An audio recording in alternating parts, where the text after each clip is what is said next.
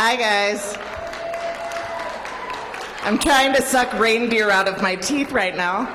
Totally fine. Have a seat if you aren't already sitting. Yes. Perfect. What are we doing? Oh, hey, here are speakers. You know what? Let me just start at a more basic level. Welcome to IgniteDenver 22. Thank you so much for being here on what I'm nearly positive is the nicest night that we've ever had for an Ignite.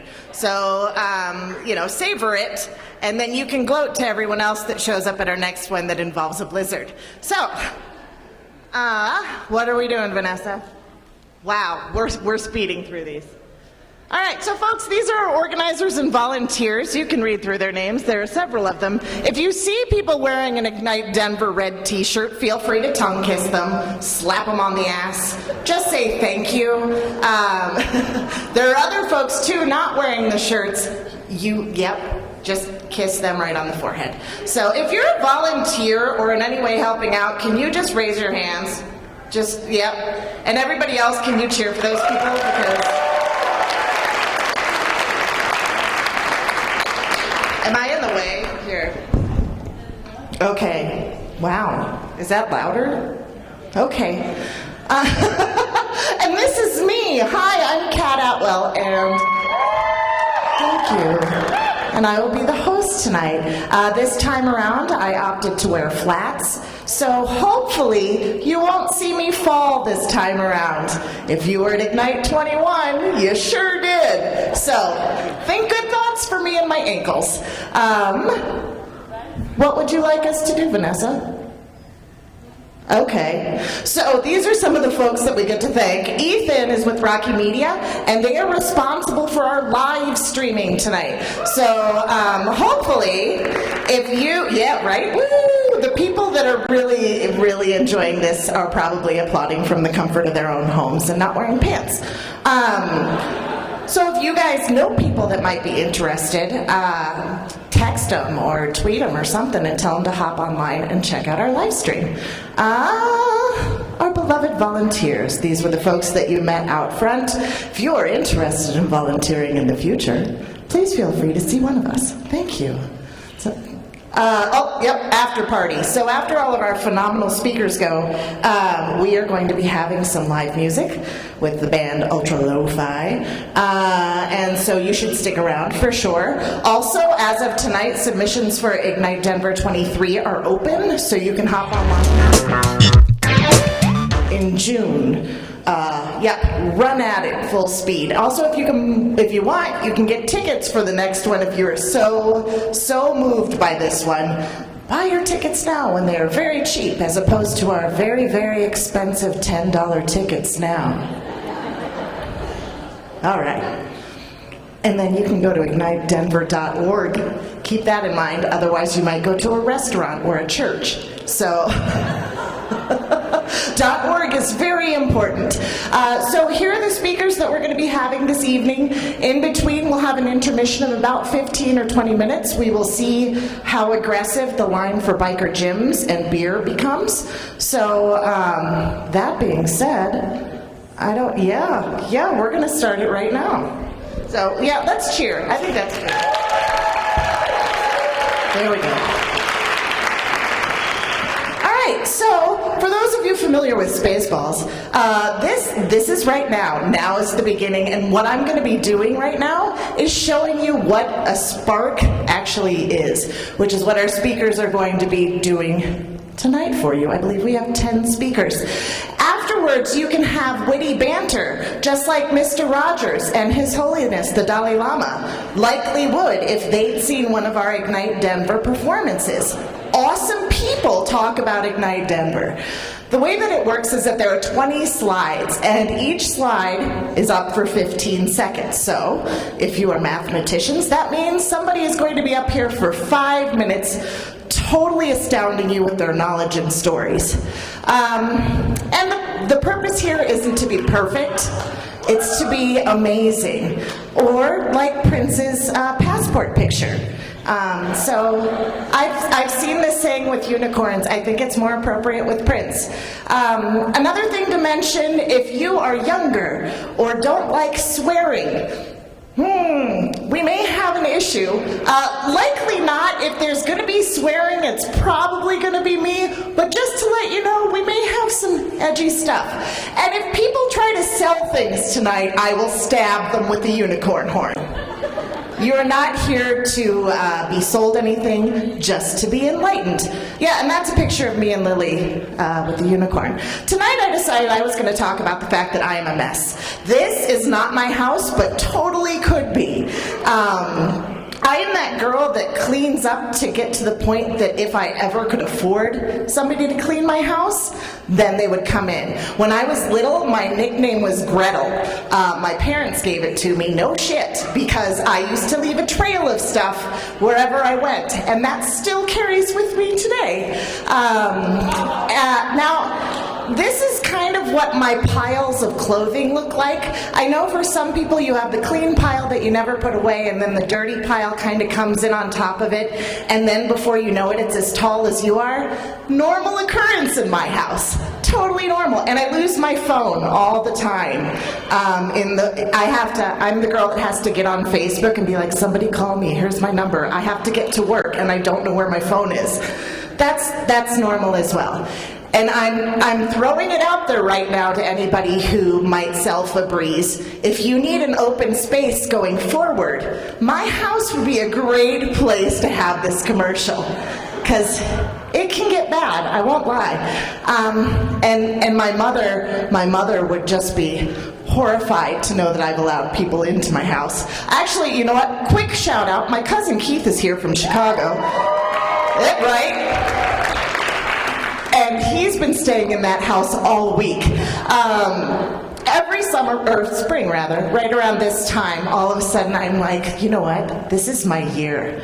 I'm going to organize things and maybe get a label maker. This is really exciting. If any of you have been around on the internet for a while, you might know Fly Lady. She's the one that sends you sadistic emails about, like, cleaning out your sink every night.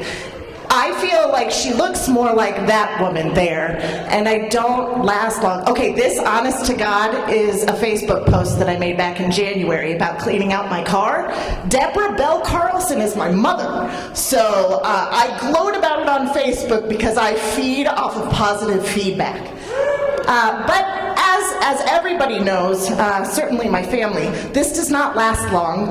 I will take pictures of my clean house, but within a week, people are like, no, that's really not who you are.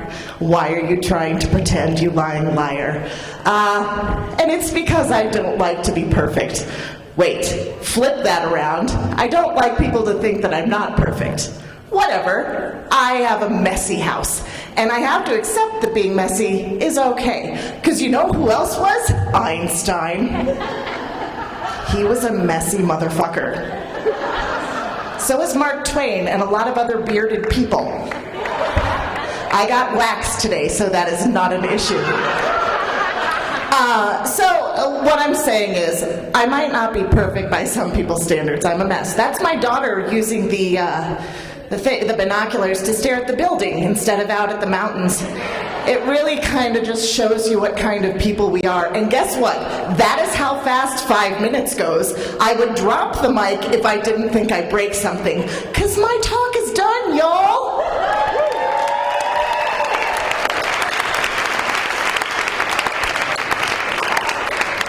Now on to the good stuff. Our first speaker tonight is Paul Heffner, and his talk is going to be about giving yourself an extra 30 minutes in your day. Fun facts about Paul. When he was 5, his mother told him it was time for bed, and he evidently looked at her and said very seriously, "Bullshit." Which I thought was great. Another fun fact that he shared with me is that he can swallow his tongue. I don't know what that means, but I'm really hoping we can all find out later during the after party. So let's give Paul a big hand for kicking off IgniteDenver 22.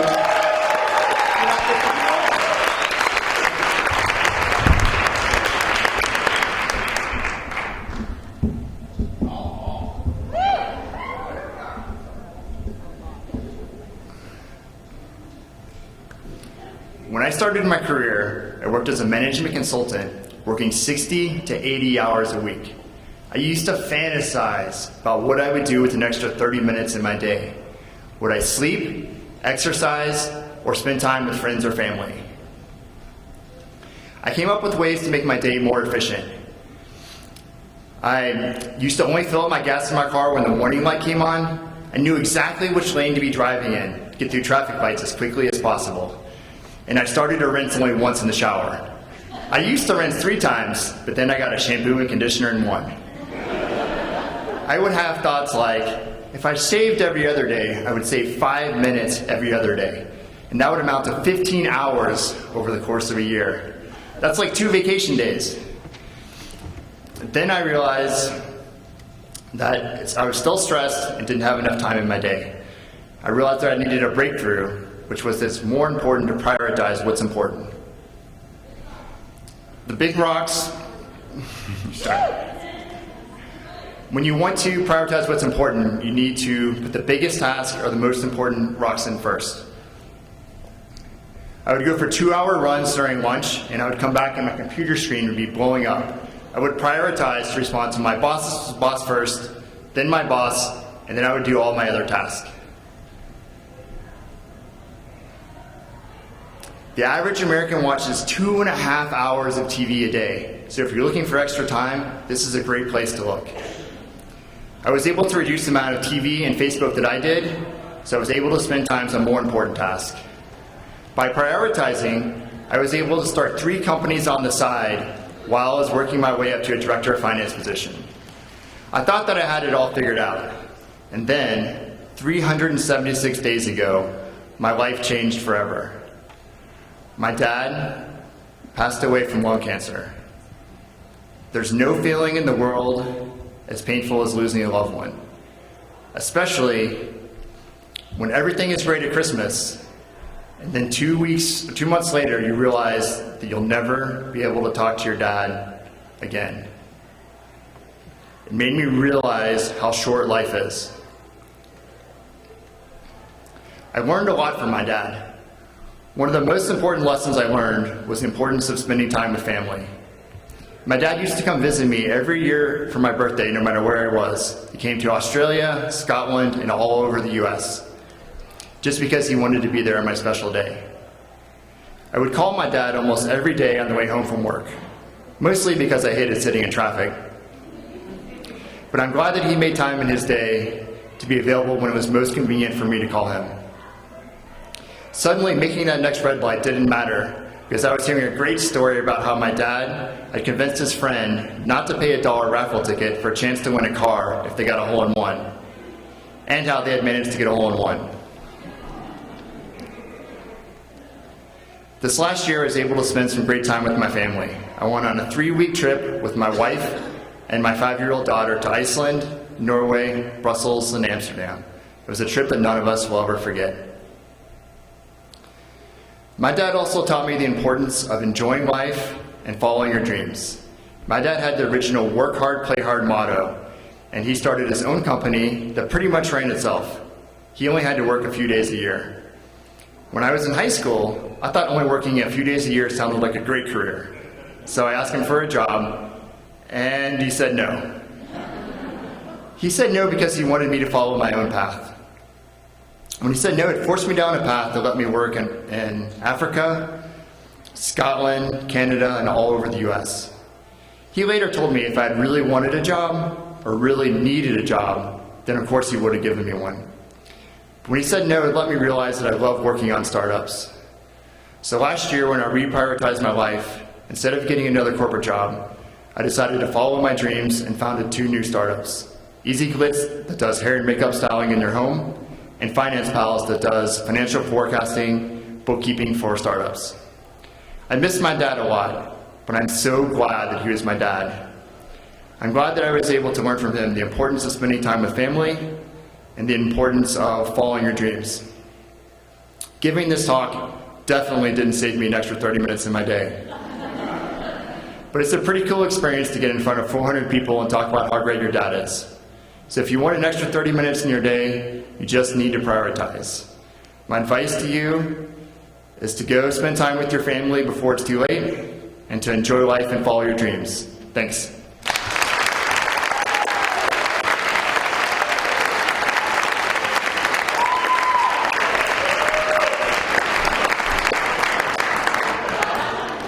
I have not learned since the last talk to how to maneuver a mic stand.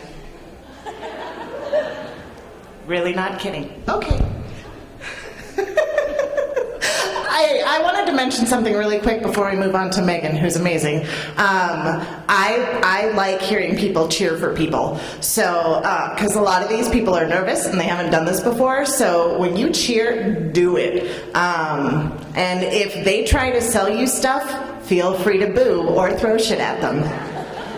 Okay, so our next speaker is Meagan Cain. Fun facts about Meagan. One of the things I asked them is if they went to a diner, what would they order? She said, I would go find Indian curry and screw the diner. Her first concert was Rob Zombie, and she likes to quote Pulp Fiction. And I'm so excited for you guys to see this talk because it is mind-blowing. Get out tissues. Okay, so that being said, please give a big hand to Meagan.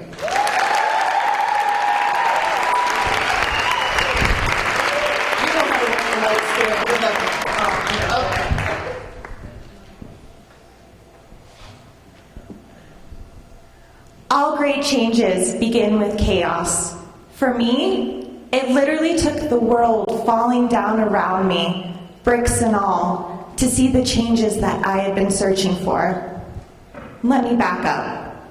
I first truly saw violence in the summer of 2014, when I first traveled to Nepal to teach basic public health to sexually exploited women and children in Kathmandu. What I found among these women were not only stories of unimaginable cruelty and violence, but also glimmers of hope and resilience. From girls who had been gang raped to women who were sold into prostitution by their own husbands, all of my participants had experienced inhumanity at its worst, yet refused to give up. It defied everything, absolutely everything I thought Nepal would be like.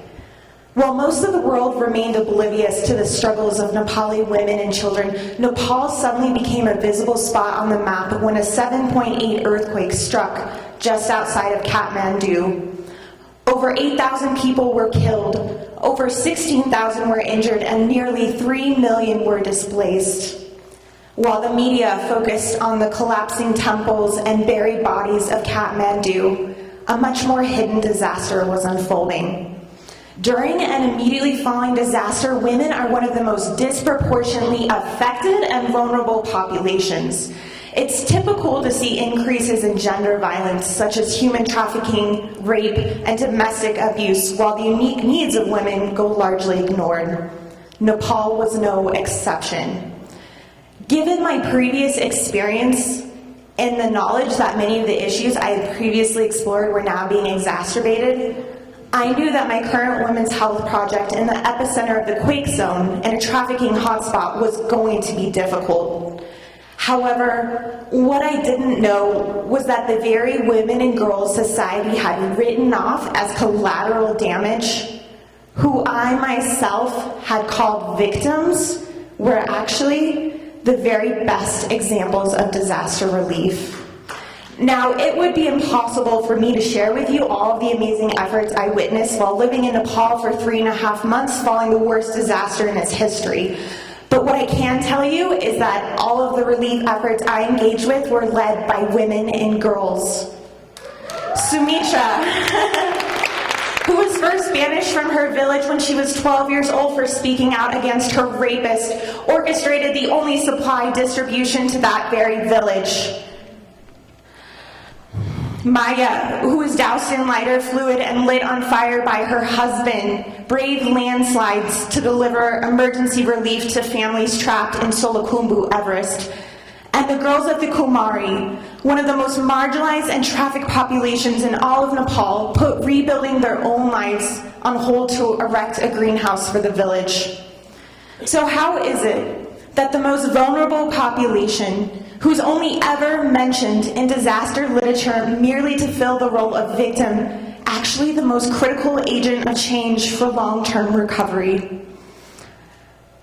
All changes begin with chaos. Our fear of chaos comes from our need for order and predictability. However, in a world that is expected to be unfair, expected to be cruel, expected to be violent, maybe chaos is just what we need. Much like shifting our definition of women to victims, to leaders, we must also shift our paradigms of short-term relief to long-term recovery. Involving women as leaders following disaster is not only critical for rebuilding, it's also an amazing opportunity to begin to break down and redefine traditional gender lines. It shouldn't take an earthquake for the world to see there is something very terrible happening in Nepal. It shouldn't take rising prison incarceration rates to realize there's something wrong with our own system. It shouldn't take a school shooting to begin discussing violence. But it does. Whatever chaos is happening in the world, or even in your own lives, there's a need to not just rebuild, but to build better. Now is the time to include those who are most vulnerable and also most silent in leadership. Now is the time to ask women and girls what they need to thrive and how they can play a role in rebuilding. Now is the time, in the chaos of today and the uncertainty of tomorrow, to rise.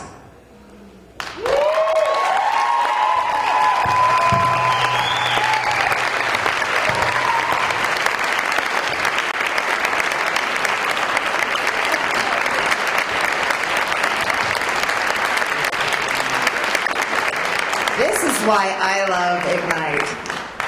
And she was so nervous, you guys, and she killed it. That's awesome. So our next speaker this evening, or am I mentioning name.com, one of our fabulous sponsors.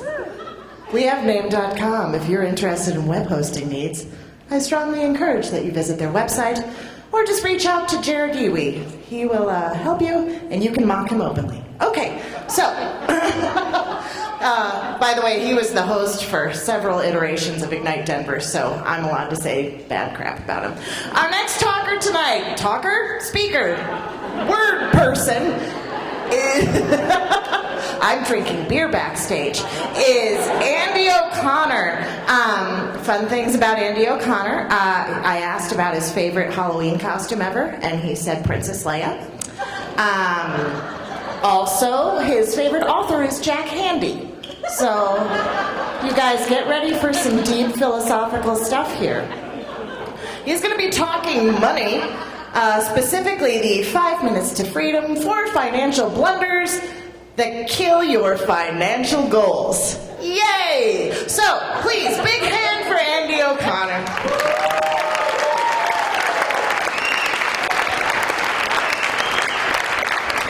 I made a really sexy Princess Leia. Anyways, show of hands here. How many of you have ever heard the statement, money won't buy happiness? Okay. Or how about money is the root of all evil? Okay, great. Thanks for being with me on that one. So I'm going to go ahead and dispel those cliches. And don't get me wrong, I'm not a believer in that money will solve all of your life's problems. In fact, I think if you're miserable now and you make a lot of money, you'll just be miserable with a really sexy bank account. I do, however, believe in the happiness quotient, which is basically you take all the things in life that give you fulfillment, you divide those by the things that detract from your life, and hopefully you end up with a number greater than 1. You're living on the positive. And so don't get me wrong, I've met people in the past that they're broke and money doesn't even factor in. They live a very fulfilling life. And have fun with it, and ultimately high-five those people. That's amazing. I would argue for a majority of the rest of us, most of our stresses, most of our anxieties, and most of our strains that we have with our friends and family throughout the course of life are money-related.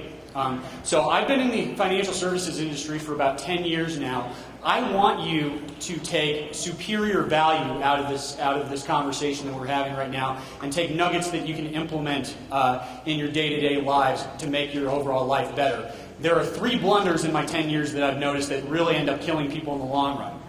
The first, not having a goal. It is said that if you aim for nothing, you're guaranteed to hit nothing. I compare getting your financial affairs in order kind of like trying to lose weight. So if you go to a weight loss specialist, what's the first thing they're going to ask you? For your credit card number. So what they're going to ask you for your goals so that you can start implementing steps to get you to that goal. So with your own financial goals, you should take that and ultimately have them be very tangible and attainable, but have them be concrete. So for example, I want to be a millionaire by age 40, or I want to have 6 months emergency funds saved up by the end of the year. Make sure they're solid. Speaking of emergency funds, blunder 2, not having any. Even if you do try to live life on a budget, do you ever notice that every couple of months something happens? Your transmission drops out, your furnace breaks down, or you get into a skiing or snowboarding accident and bills start piling up. And then you have 2 options at that point. You scramble for the next paycheck, or you take out more debt on a credit card to try to cover that. If you have, and I encourage everybody to have 6 months of emergency savings so that you can absorb a lot of those shocks that life throws your way. The third blunder, and perhaps the most important, is having a concrete financial plan in place. And the reason I talk about the importance of planning, this is Nick Saban, arguably the best coach in college football history. Thanks. I'm a Nebraska fan. I just use this illustratively. So, anyways, a lot of people say it's because he gets superior talent. I would argue is he has a championship plan, has a championship game plan, and he puts his players in the right place in order to achieve his goals. Your money are your players, and everybody here has the capability of having a championship plan in place. You just need to make sure that things are correctly laid out. So, two plays you absolutely need to have in your championship playbook. One is get out of debt as quickly as possible. Student loans, credit card debt, car payments. It's very hard to get ahead in your own life financially if you're paying somebody else out of your pocket into their pocket every month. The second thing in your playbook should be PYF, or pay yourself first. Take 10% of every income that you get and put it into savings. Any sort of savings vehicle, but consider that it won't start out as much, but consider that seed money that will eventually sprout into a money tree. You give a seed enough time and effort, and it's going to end up growing into a tree. So let's recap real quick. The 3 things you need to do to get yourself straightened out for finances. 1 is have a goal in mind. 2 is build up emergency funds. And 3 is to have a championship plan in place. The last thing, the bonus, the 4th that I will offer you, don't loan friends or family money, and never, ever co-sign with anyone. And I'll share stories later if you want to talk to me offline. Anyways, I hope you got superior value out of this presentation. I challenge every one of you that if you got something out of this presentation, if you're moved to take action, do it now because time is on your side. As Master Yoda would say, do or do not. There is no try. Thank you very much.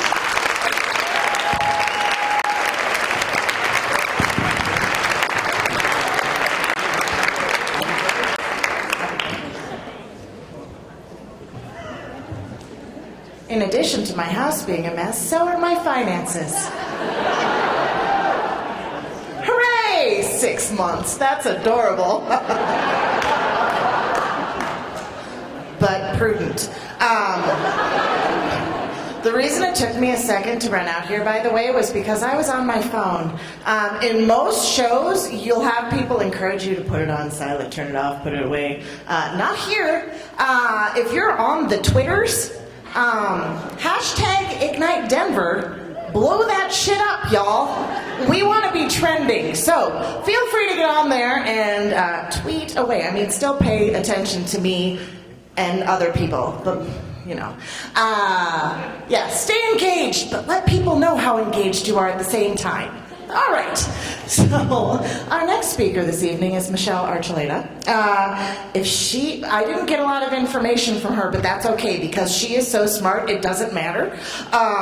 If she was at a diner, she would order all of the chili cheese fries, I believe, right? Yeah, okay. Yep, so feel free to hand this girl some chili cheese fries after you see how big and amazing and spectacular her brain is. Please give a big hand to Michelle.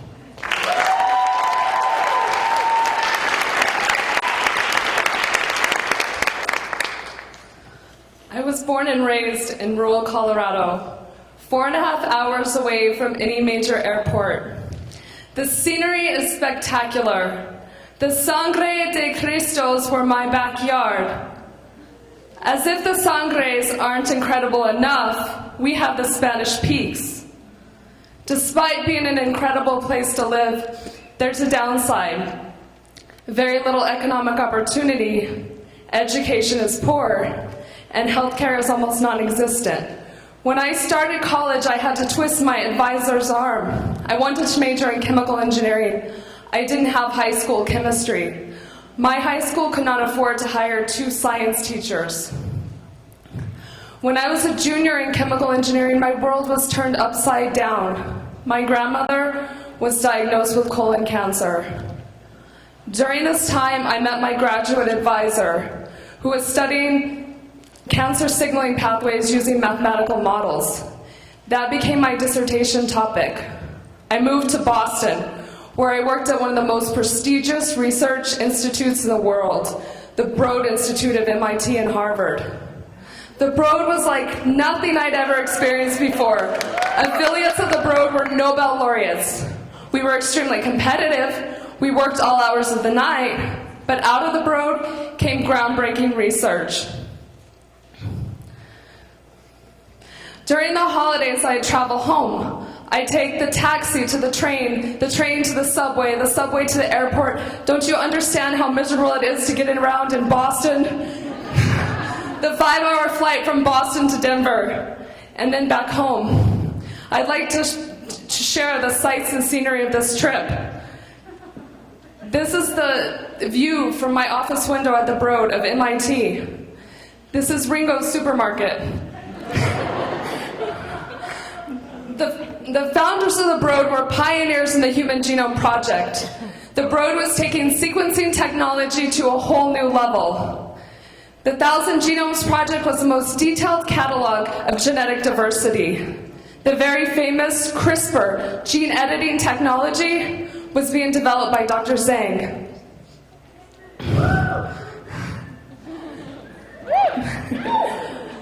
The Broad is changing the landscape of biomedical research, and this will undoubtedly have substantial impact on human health, as shown from these headlines.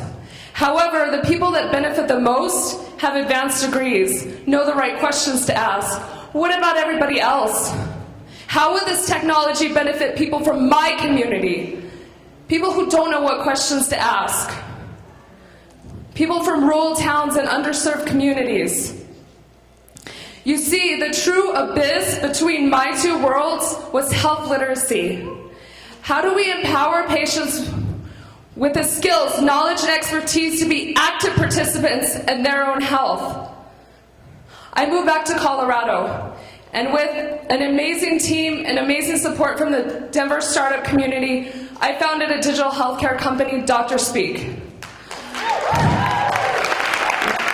We are translating medical terminology and speech into something that patients can understand and use to make informed medical decisions. Through our software app, we are educating patients about the seriousness of their conditions and the consequences of not following their doctor's instructions.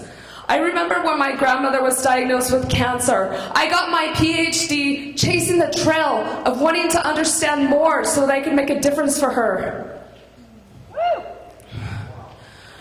I remember how our world was turned upside down, and despite all of the anguish, we were thrown into a foreign language, and we were expected to make informed medical decisions that would affect her entire life. What if there was a way to go from something like this to something like that? Something that we can understand, something that will empower us, something that will make us not afraid to ask our doctors questions.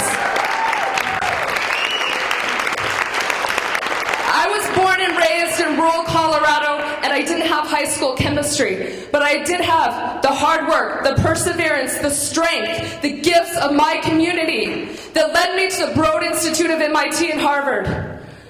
From the Broad, I gained incredible knowledge, skills, and expertise, and I want to give that back to my community. When I reflect back on my life, the message is this: no matter where you come from, you can make a difference. Thank you.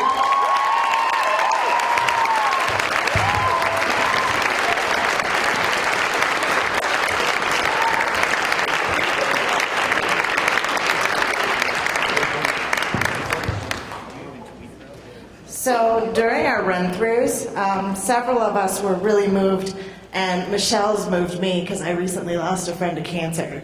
And so hug your friends and family and tell them they love them. And thank God that people like Michelle are around that make changes like she is making. So.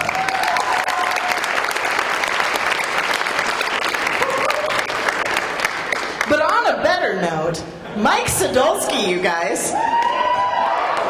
You know, Chris Rock stole my game. I was going to bring my daughter here to sell Girl Scout cookies to all you guys. She's doing homework right now, so unfortunately I can't. But I did ask all of the speakers what their favorite cookies were. Mike happened to say Samoa's, all the rest are inferior. It's a Thin McMahon. His best, actually I found out there too, the best Halloween costume that he had until he got backstage, he told me, was a dead fox, which I thought, wow, that's pretty spectacular. But then he said, you know, I thought of another one. I once went as David. So if you guys want him to strip down to his boxers while he's talking, I'm sure he'd be totally cool with that. So with Mike, he is going to also be doing a really fascinating, inspiring talk that I may mispronounce. Temporal architecture for Denver's homeless. Please give a big hand up for Mike.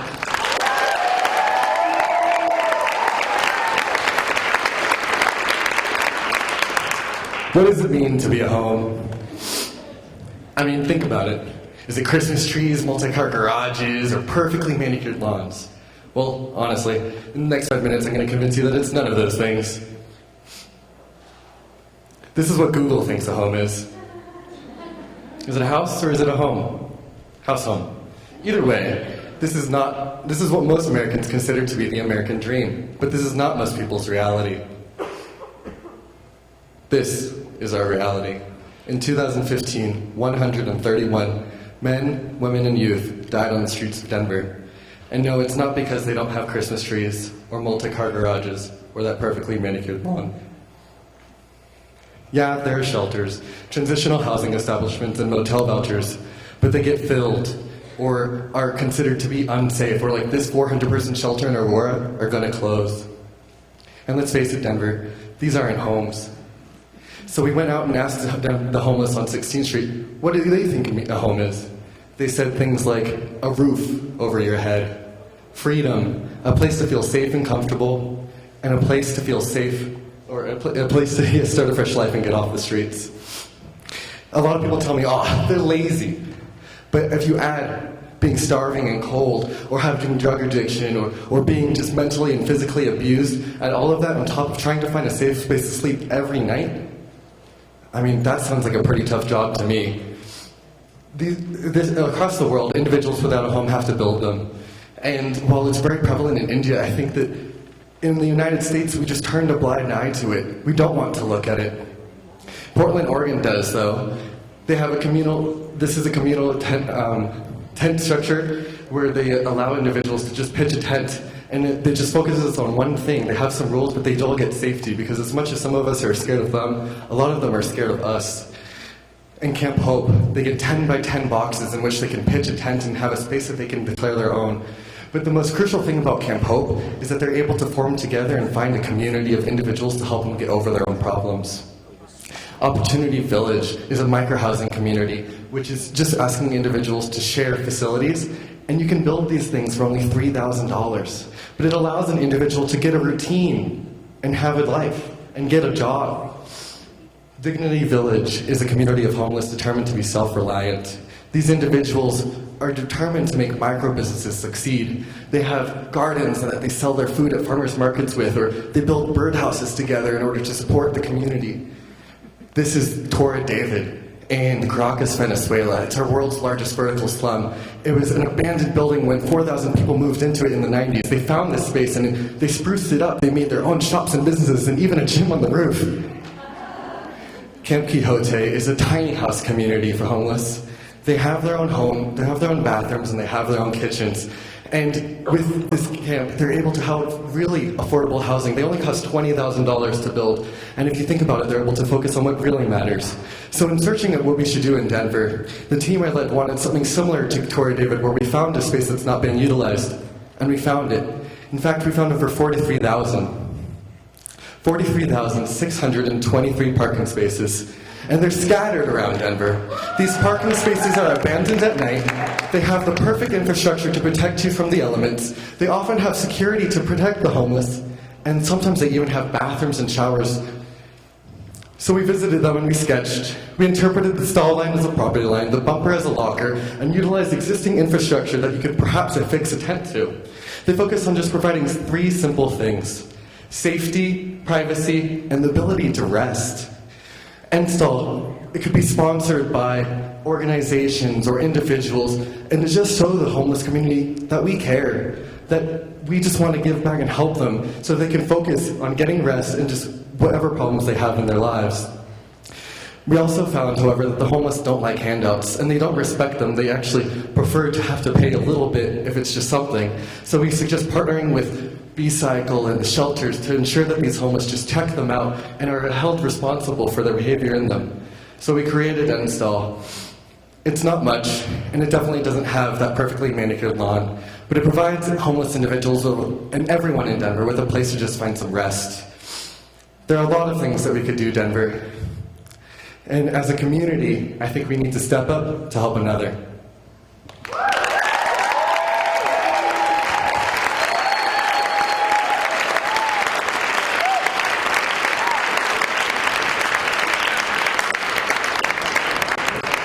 I've never had anybody blow by me that fast. He's like, you told them I was going to talk in my underwear. Screw you, lady. Guess what? We've made it to intermission. We are already halfway through our show, which makes me kind of sad, quite frankly. You're going to have about 15-ish minutes to use the restrooms, which are back that way. They are very wee, very, very tiny. So have somebody else watch your stuff when you go. More beer, more meat. Meet the people around here. And we will be back shortly. Yay!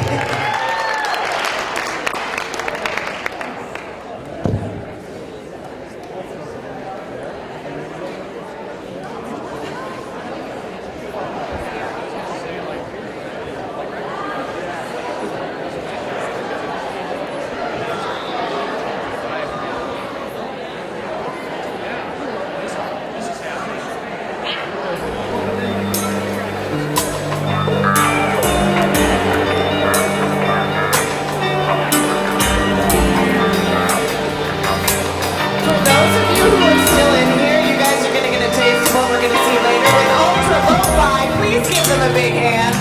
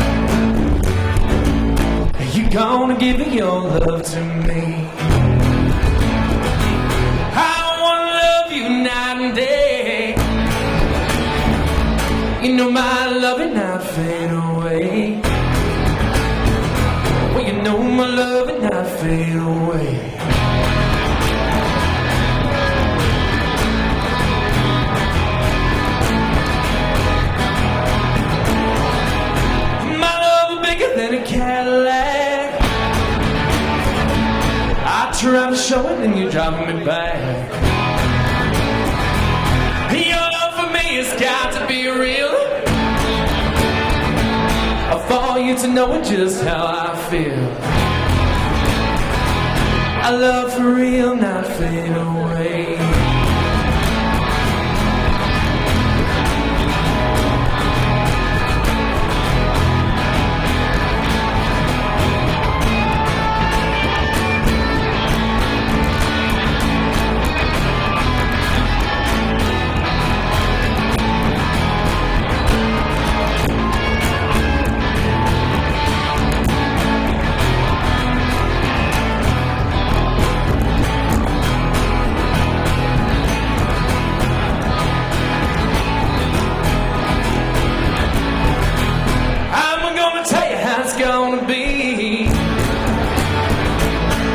Gonna give your love to me.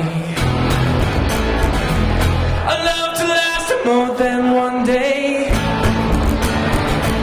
Our love is a love and not fade away. Our love for real, not fade away.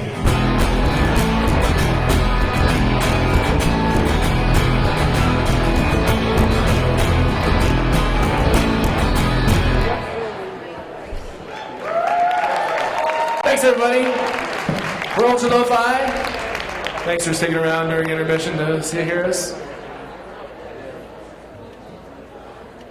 And I know one of the rules is not to sell anything, but we're not selling anything. We do have some free flash drives with our music on it up here. If you'd like to come up and grab some, it's this beautiful lady right here in the front row. We also have a mailing list there if you'd like to sign up.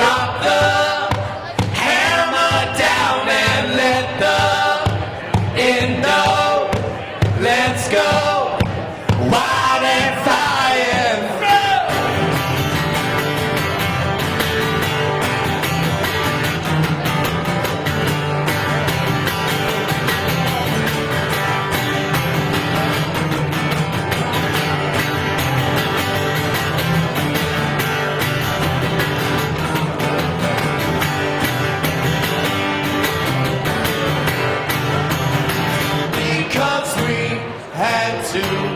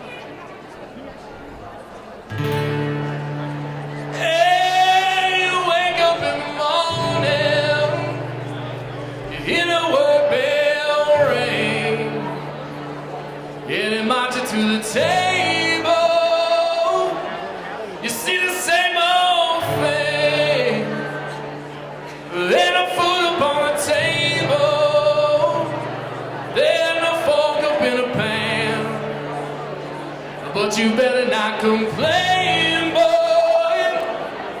You get in trouble with the man. Let the midnight special shine a light on me. Let the midnight special shine a light on me. Let the midnight special shine a light on me. Let the midnight special shine an ever-loving light on me. Young and coming roses, how in the world did you know? By the way she wears her apron,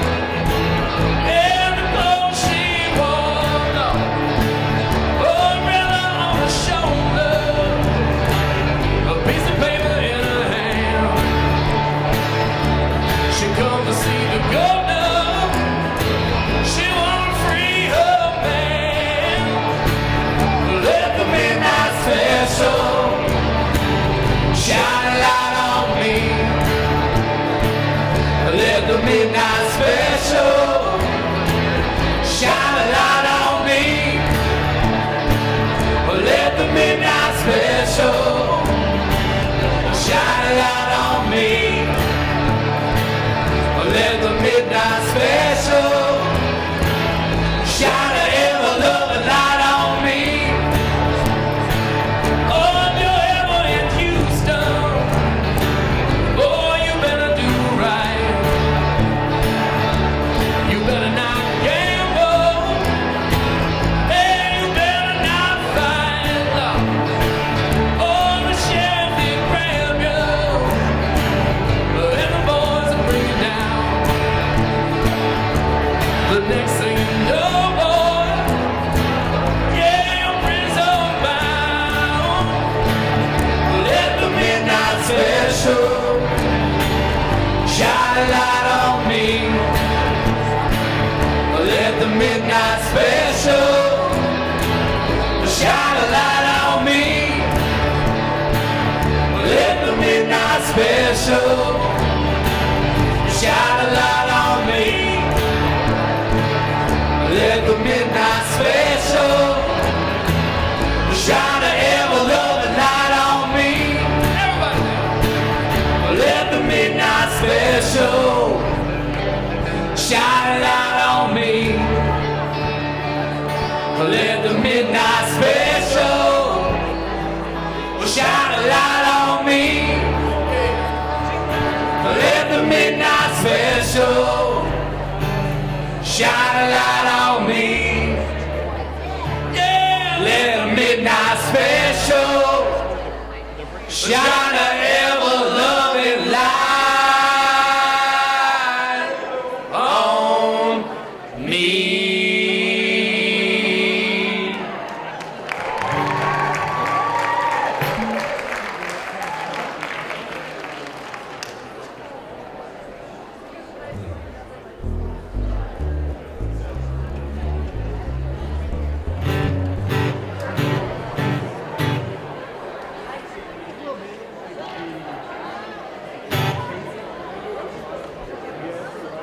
We're going to do a couple more and then let everybody get back up here to start doing their presentations again.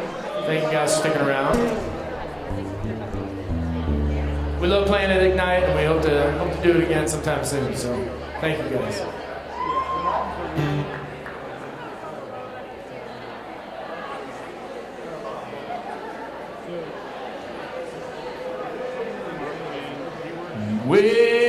Well, bring me something new that I haven't felt before.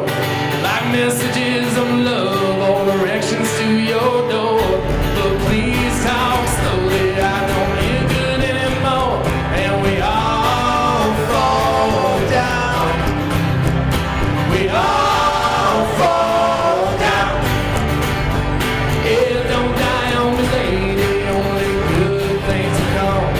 To those who practice reason and recognize good fun, your absence is the bullet and the past is a gun, and we all fall down.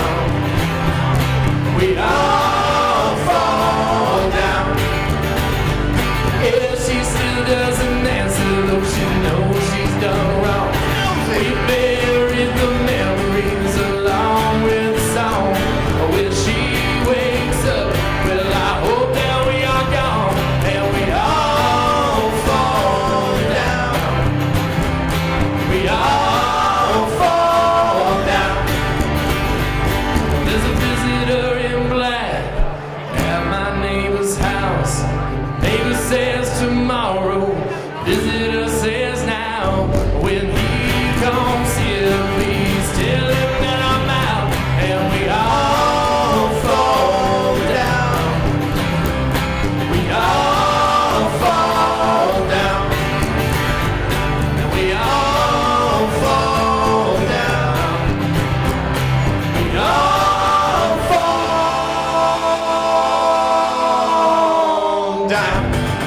Down, down, down.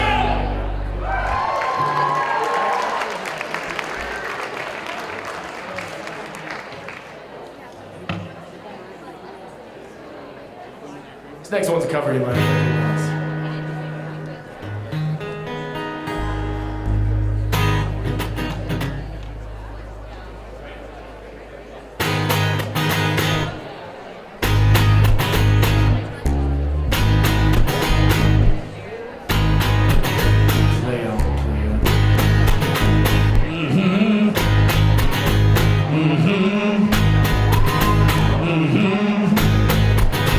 Shorty, get down, good lord. Baby, got 'em open all over town. Strictly bitch, you don't play around. Cover much ground, got a game on the map. Getting paid is a forte, each and every day. You play away. I can't get her out my mind. Wow. Think about the girl all the time. Oh wow. East side to the west side, pushing fat rides, it's no surprise. She got the tricks in the stash, packing up the cash. That's when it comes to the gas. By no means average, baby, she got to have them. Baby, you're a perfect 10. I wanna get in, can I get it down so I can win? Like the way you work it, no diggity, got to bag it up, girl. I like the way you work it, no diggity, got to bag it up. I like the way you work it, no diggity, got to bag it up, girl. I like the way you work it, no diggity, got to bag it up. She got class and style, street knowledge by the pound. Baby, never act wild, she very low key on the profile. Catching feelings is a no. Oh, let me tell you how it goes. Herbs and words, spins the verb. Loves it, curves, don't freak what you heard. And rolling with the fatness, you don't even know what the half is. You got to pay to play just for shorty bang, make me look your way. So I like the way you work it, trump tight all day, every day. Blowing my mind, baby, in time. Baby, I'll get you in my ride.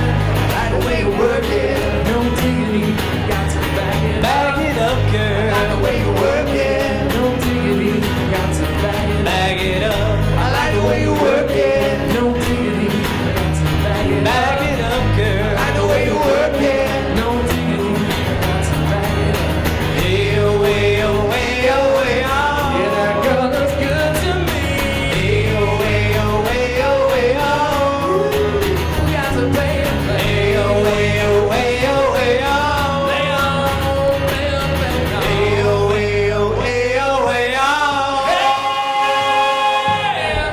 I like the way you work it, no diggity, got to bag it up, girl. I like the way you work it, no diggity, got to bag it up. I like the way you work it, no diggity, I got to bag it up, girl. I like the way you work it, no diggity, I got to bag it up. Everybody, again, we're going to Lo-Fi. Thanks for sticking around. We'll be back after the Ignite show for the after party, so please stay and hang out with us, have a beer, and stick around with the great presenters. Thank you very much.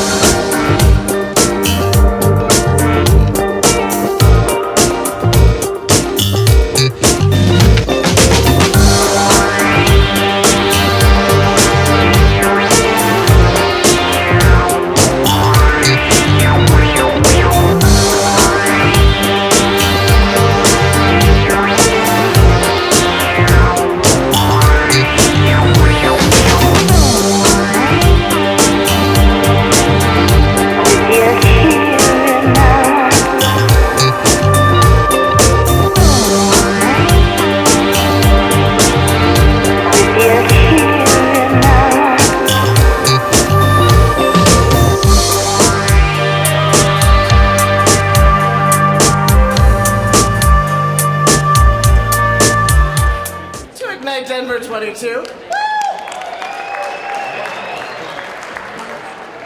Real quick, behind me are some of our glorious sponsors, which include Sticker Giant, who has stickers out front. We also have Grafenberg Productions, which does improv and sketch.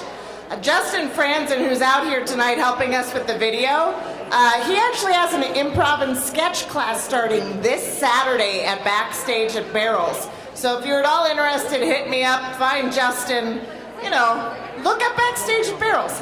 And then, hey, okay. And then also, there are some really great videos by a gentleman named Matt Holmes with the Handshaking series. That's us.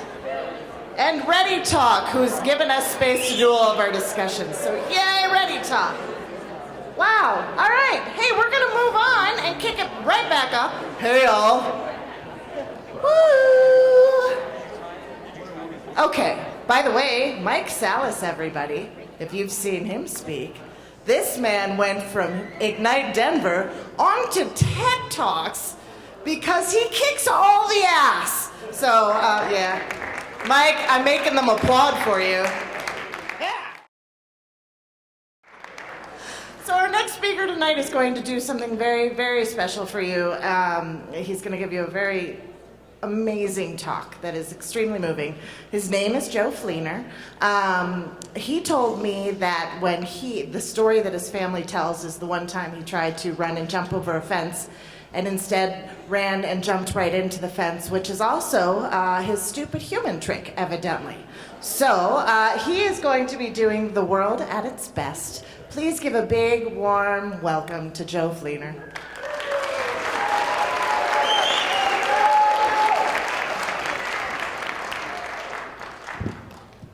The doctor asked, "Would you like to hold her?" "Yes." She cried two light wah sounds as she squirmed in my hands, and then she settled and just looked and looked and looked. I could see that she was trying to take it all in. This inconceivable reality. And looking into her eyes, I was doing exactly the same thing. That, for me, was when the world was at its best. I asked her what she wanted to be when she grew up, and she goes, "Meow, a cat." And because of that, she was the perfect person to take the Broadway musical Cats. I mean, this is the only place I know where you can grow up to become a cat. They were dressed up like cats, pretending they were cats, on stage singing and dancing. It was her dream come true. And for me, I'd been listening to the album for 10 years and waiting to see that show. And the first time I got to see it through her eyes. But that wasn't the best part of that night. See, outside, it was freezing cold, somewhere below zero. And in the glass-arched breezeway, in between 10-story parking garage and theater, at the railing of the 5th floor, we blew bubbles. When it's that cold, they freeze almost instantly, and you can catch them and roll them around in your hands. They don't pop easily, so they floated on, air filled with them. The warmth from your breath tends to make them rise, so they floated up and rolled along underneath the glass. Blowing bubbles with her in the freezing cold and seeing cats through her eyes. That, for me, was when the world was at its best. In growing up, she had discovered doubt. But one time after having her senior class photo taken with two of her best friends, all over Denver, different poses, different places, I picked her up, and on the way home, quietly but deliberately, she said, "I felt pretty." And that, for me, was when the world was at its best. She read what I wrote for her at graduation. What do you tell a graduate that will help? What do you tell them that will stick? Do you let them know all of the feelings you're having, pride, worry for the future? Aren't they going through these feelings themselves? Might it be nice to let them know that someone else is too?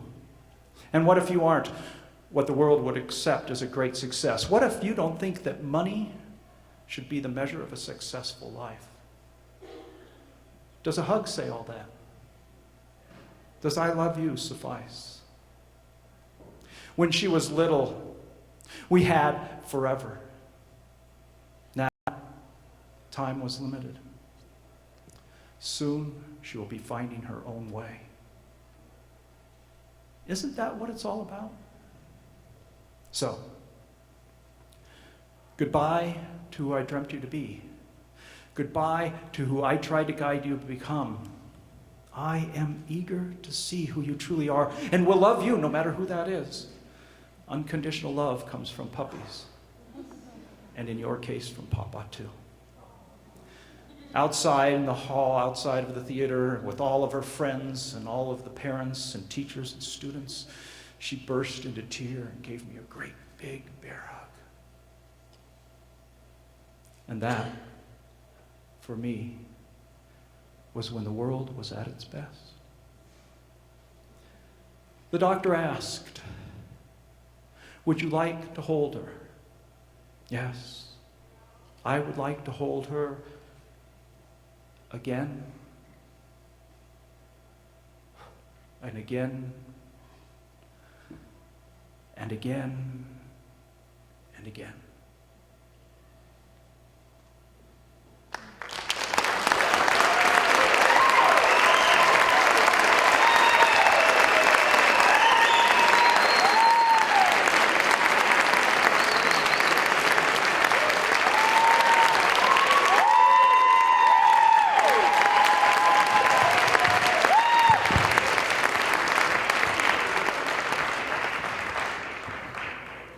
I hope all of you that are dads are that awesome. Because, wow. I'm totally going to take this off an emotional track right now, like really far off. So I've been watching on Twitter who's following us, and some guy said that the GOP debates are talking about penis more than we are. So insert 17 dick jokes here. I think they're... By the way, my cousin was here volunteering for the Bernie Sanders campaign, but we're moving right along. So our next talk is going to be Chrysta Bairre. She's going to be talking about white on welfare. She told me that if she could drive any classic car, it would be a 1967 Chevy Impala, so that she could have her own metallic car. And any movie that she quoted the most, she said, inconceivably, The Princess Bride. So please give it up for Chrysta Bairre.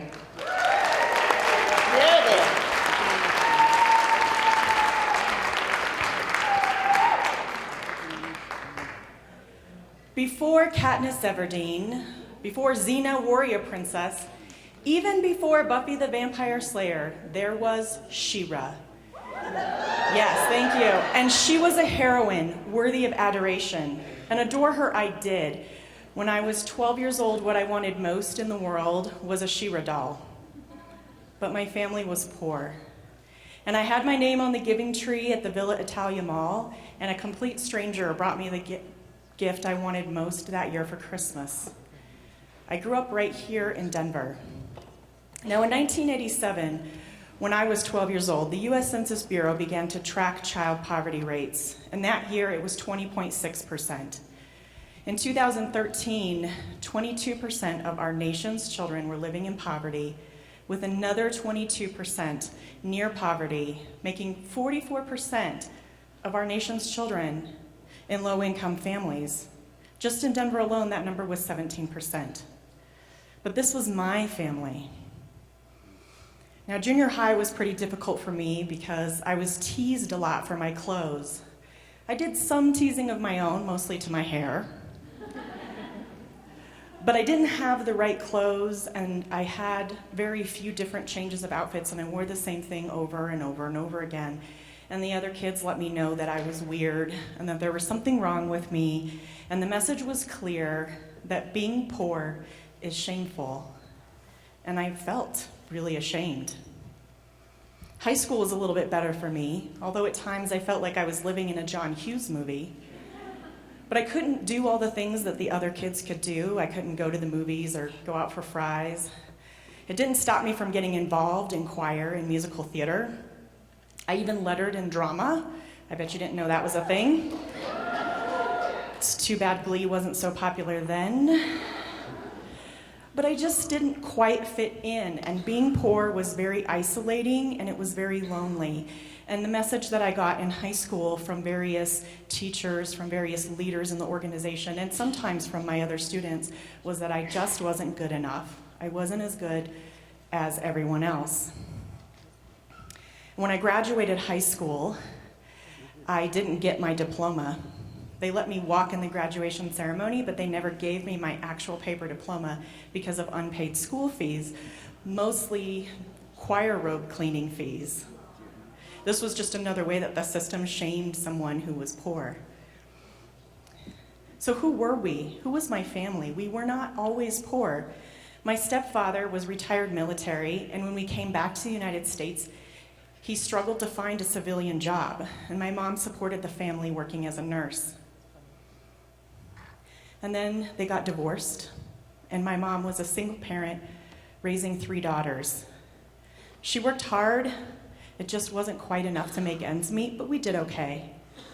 We did okay until I was about 16 years old, when my mom got injured on the job and she could no longer work. And over the next several years, as my mom underwent multiple painful, debilitating back surgeries, I took responsibility for the family. I paid the rent, I paid the utility bills, I did the grocery shopping, and I took care of my little sister. I was fortunate enough to get into the college of my choice after high school, but due to a paperwork error, there was no financial aid available for me that year. So the school offered me the option to defer my enrollment, and that's when I realized that going to college was not a realistic choice for me. I didn't even have a lot of the basic things that all of us have just to get through day by day. How could I move across the country to go to school? So what I did instead was I started working. And I spent the next 20 years creating a life for myself, creating a successful career for myself. I went from my first professional job as a receptionist to becoming an accounting and finance manager for an accounting firm. I was no longer ashamed, and I wasn't even ashamed of where I came from. I was proud of what I'd accomplished. And now I share that message with other women. I help women stand up and stand out in business. I help women communicate their value and their worth. I help them get paid what they deserve, to find new opportunities, because I want all women to be the heroes that a 12-year-old girl looks up to.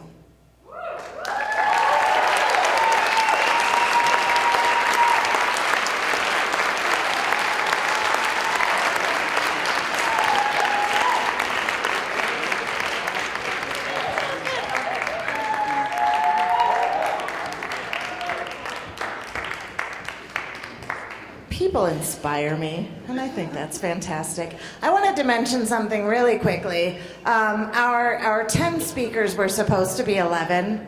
Mike Kilcoyne, unfortunately, was unable to attend due to a last-minute family emergency.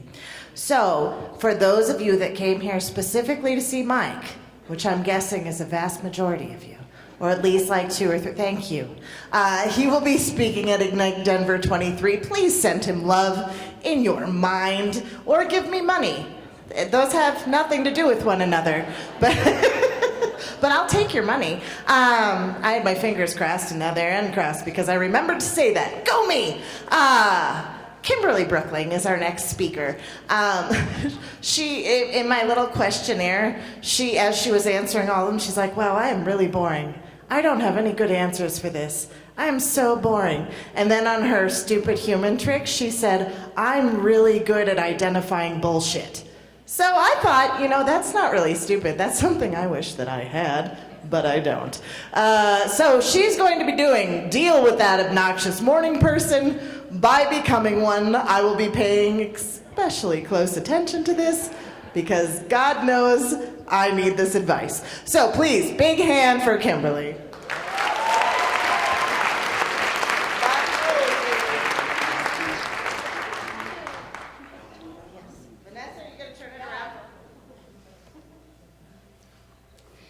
It's dark. It's cold. 6 a.m. Monday morning. You slam that snooze button, mustering every ounce of logic that you have available at that particular hour. Approximately 0 time elapses. This time, you stumble out of bed and limp to the kitchen in search of that magical liquid known as coffee. As it's brewing, you lean against the kitchen counter, wipe your crusty eyes, and try your best not to fall back asleep. And that's when it happens. Like a cheetah stalking a gazelle, your significant other pops out, pinning you against the counter. "Good morning," they shout. "How are you? How did you sleep? I have a grocery list for you. Did you see that? Did you pick up the dry cleaning? Would you like to do some yoga?" No, is the short answer to that. This is a story that repeats itself almost every morning at my house. But what makes it remarkable is that people can relate. I tell this story, and it seems like everybody has either lived with a really obnoxious cheetah morning person, and everyone else has lived with a really grumpy, not morning gazelle person. Out there in the audience, how many of you are cheetahs? How many of you are morning people? Yeah? Okay, and how many of you are the gazelles? Okay, there's a lot. Well, this is a huge issue in relationships because you have to live with the other person. So you've got to figure it out. So forget what you've been reading in Cosmo. This is the relationship problem that you need to solve right now. Now, it's the first step, like any relationship problem, is to figure out who's right and who's wrong. And in this case, it's not that complicated. Would you rather be the sleek, beautiful cheetah, or do you want to be the limping, crusty-eyed gazelle? You obviously want to be the cheetah, and science agrees. Morning people tend to make more money. They're happier. Sorry, it's science, gazelles. It's not in your favor. But don't worry. You also can become a little bit more cheetah-like this duck or this woman. The secret is in having good, solid morning habits. Now, a habit has 3 parts, and I want you to think about all 3 of these. I'm going to give you 3 habits, but you can interact with any of these different parts of a habit to have a better morning. So there's a cue, that's just something that happens. There's your habit, that's what you do in response to the cue. And then there's the reward, which is the reward you expect for doing that action in response to the cue. So in the morning, your alarm clock goes off. That's your cue. You press snooze. That's your habit. You get 15 more minutes of sleep. That's your reward. So that's how a habit works, those 3 parts. Now, the habits I'm going to give you take 3 minutes, and the reason for that is because most advice about being a morning person is written by morning people. And they say things like, wake up 3 hours early and hit the gym, or maybe you should journal a few hours before you go to work. They miss the point that you don't like mornings, you would rather be sleeping. So these take less than 3 minutes. Anyone can do them. Are you guys ready? Okay, so habit 1 is to drink water. When you wake up, you're dehydrated, and that makes you groggy. So just get up, drink a glass of water, you'll feel much better. Habit number 2 is to breathe. Now, experts recommend that you meditate in the morning. If you are a true gazelle, that is a recipe for falling back asleep.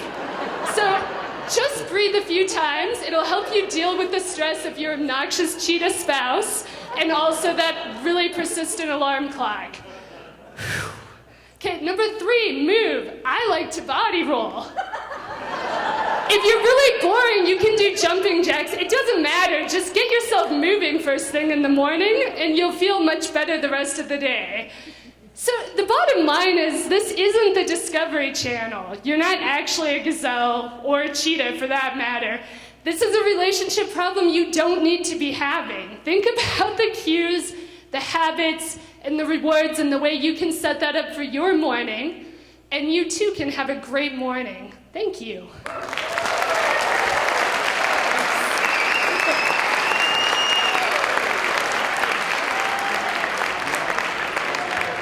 Sorry, I was backstage napping.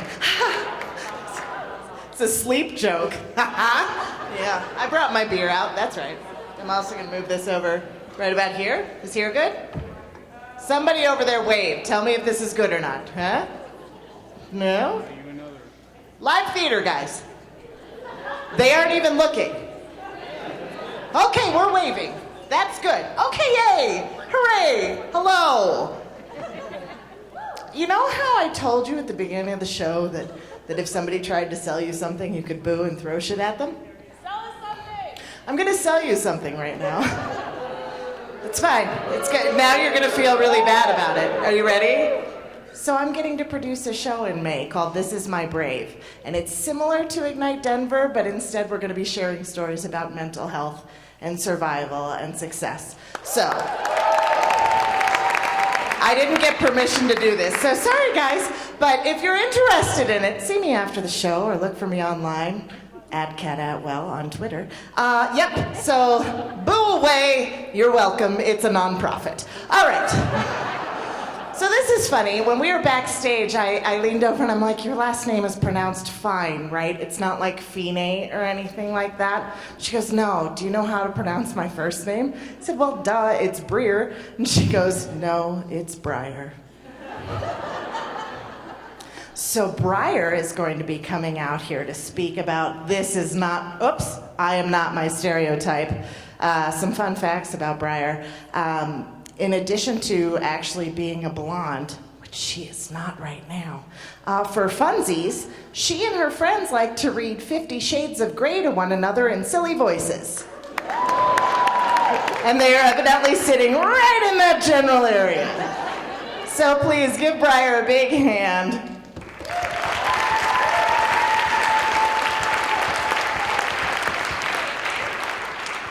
And we read 50 Shades with pride. So, that's not what I'm talking to you about today. Do I have any metalheads out here with me? Anybody at all? There we go. All right, I got some. All right. So, I've been part of that community personally since I was about 13 or so. And one day I walked into the Flatirons Mall and had, I shit you not, that woman screaming at me, "You're a little Satan worshiper. Get the fuck out of this mall." And I'm just kind of standing there going, wait, what? I wasn't aware of this. Okay. But that memory stuck with me because I just didn't understand how I could be judged so harshly based on my stereotype. So there's 4 metalhead stereotypes that I want to break down for you today. First one being a Satanist, obviously. The other one, that we're violent, angry people, that we're unintelligent, and that we all want to commit suicide. I like how you guys laugh at that one. Let's start with being a Satanist. Woo! That's obviously everything I do every day. But I'm going to start off with saying there's actually a long, lengthy list of Christian metal bands out there, starting with POD, White Cross, Skillet. Oh, Jesus, we got a bunch of them up there. Flyleaf, even The Devil Wears Prada. That's my favorite, personally. But let's take a look at a band that's not a Christian metal band, which is actually Disturbed. They have a song called Another Way to Die, and right off the bat, since you assume I'm a Satanist, that's obviously, woo, let's do some sacrifices, go down to Satan, right? No. Glaciers melt as we pollute the sky, a sign of devastation coming. Those are actual lyrics taken from the chorus, I believe, of that song. Doesn't sound too satanic to me, but, you know, that's my personal opinion. And then you've got Dear God by Avenged Sevenfold. He's actually sitting there praying to God to keep his woman safe because, well, he screwed up his relationship. And, well, in doing so, obviously he's a violent, angry person, right? Not true. Actually, they did a study at the University of Queensland in Australia where they had a group of people and got them all kind of riled up in some way or another. They sent half of them to go sit in a room by themselves, calm themselves down, whatever. They sent the other half to go listen to some metal. Where's the difference in the results? That's the problem. They both got calmed down, same way, everyone was fine. I'll attest to that. Those guys up there, From Ashes to New, anyone like metal, check them out, please, love them. I scream along with the screams in those songs, and it's kind of like when you're a little kid screaming into your pillow. You just get that emotion out and you feel a little bit better. That one's my favorite, because I'm also a moron, apparently. Really quick question, anybody have a PhD or working on a PhD in here? Okay, I got a few, all right, well, Brian May is actually the guitarist for Queen, and he's got a PhD from the Imperial College of London in astrophysics. That's not too shabby in my opinion, but I think you gotta have little brains for that, but personal opinion. But it did take him quite a while to get that. That's Dustin Bates. He is the frontman for the band Starset. He has a PhD in electrical engineering, and that tablet that he's got up there with him, that's his own personal design that he completely did himself. That's impressive to me. But, working on a bachelor's or has a bachelor's? Anybody? Come on! Come on, have some pride with that. Come on now. Thank you. Now, Dave Joyman is the lead singer for the band Disturbed. He's got 3. He's got a bachelor's in political science and government, philosophy, and business administration. In my opinion, you gotta have a little bit of brains. Not much, just a little bit to at least get a degree. But my most important topic is the one where we all want to commit suicide. That one, I want to throw that out of your mind right now. Actually, Five Finger Death Punch came out with the album American Capitalist with their song Coming Down on it. Step away from the ledge, I'm coming down. Throughout this music video, it shows that you can be that one person to save someone's life. Metal has never tried to encourage suicide. It's always been stop, take a second, you've got people that love you. We will accept anybody in that. At the end of this music video, you do see one friend can save a life, and you also see don't ignore the chance to get you or someone else you know the help that they need in crisis. They partnered with the National Suicide Hotline, and they put this number up on their music video. It's there every single day, and majority of their ticket sales from that year went to making sure that they had the proper services. I can't think of the word. Take a second. Hang on. Just enjoy the slide for a second. So, yes, I'm a metalhead, and I am damn proud of that. But don't sit here and think that you know me just because of my stereotype. Because I bet every single one of you has a stereotype, and I'm not going to sit there and judge you for it. We're all people. Thank you.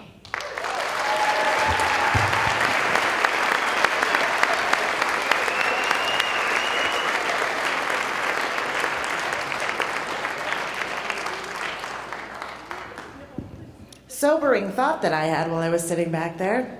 I could legit be her mom.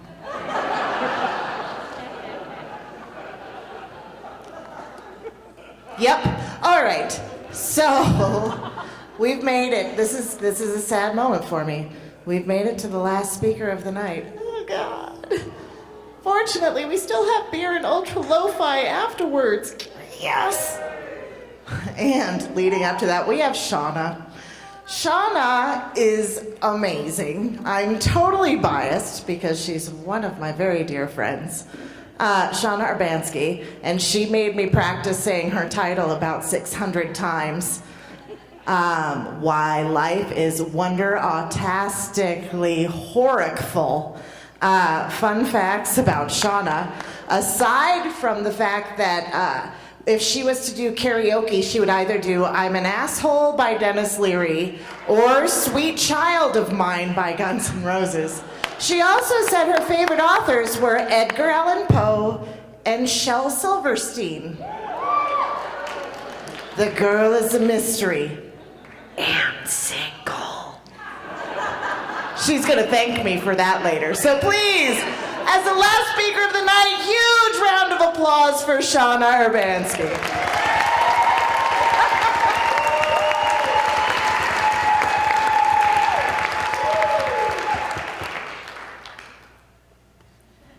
A negative mind will never give you a positive life.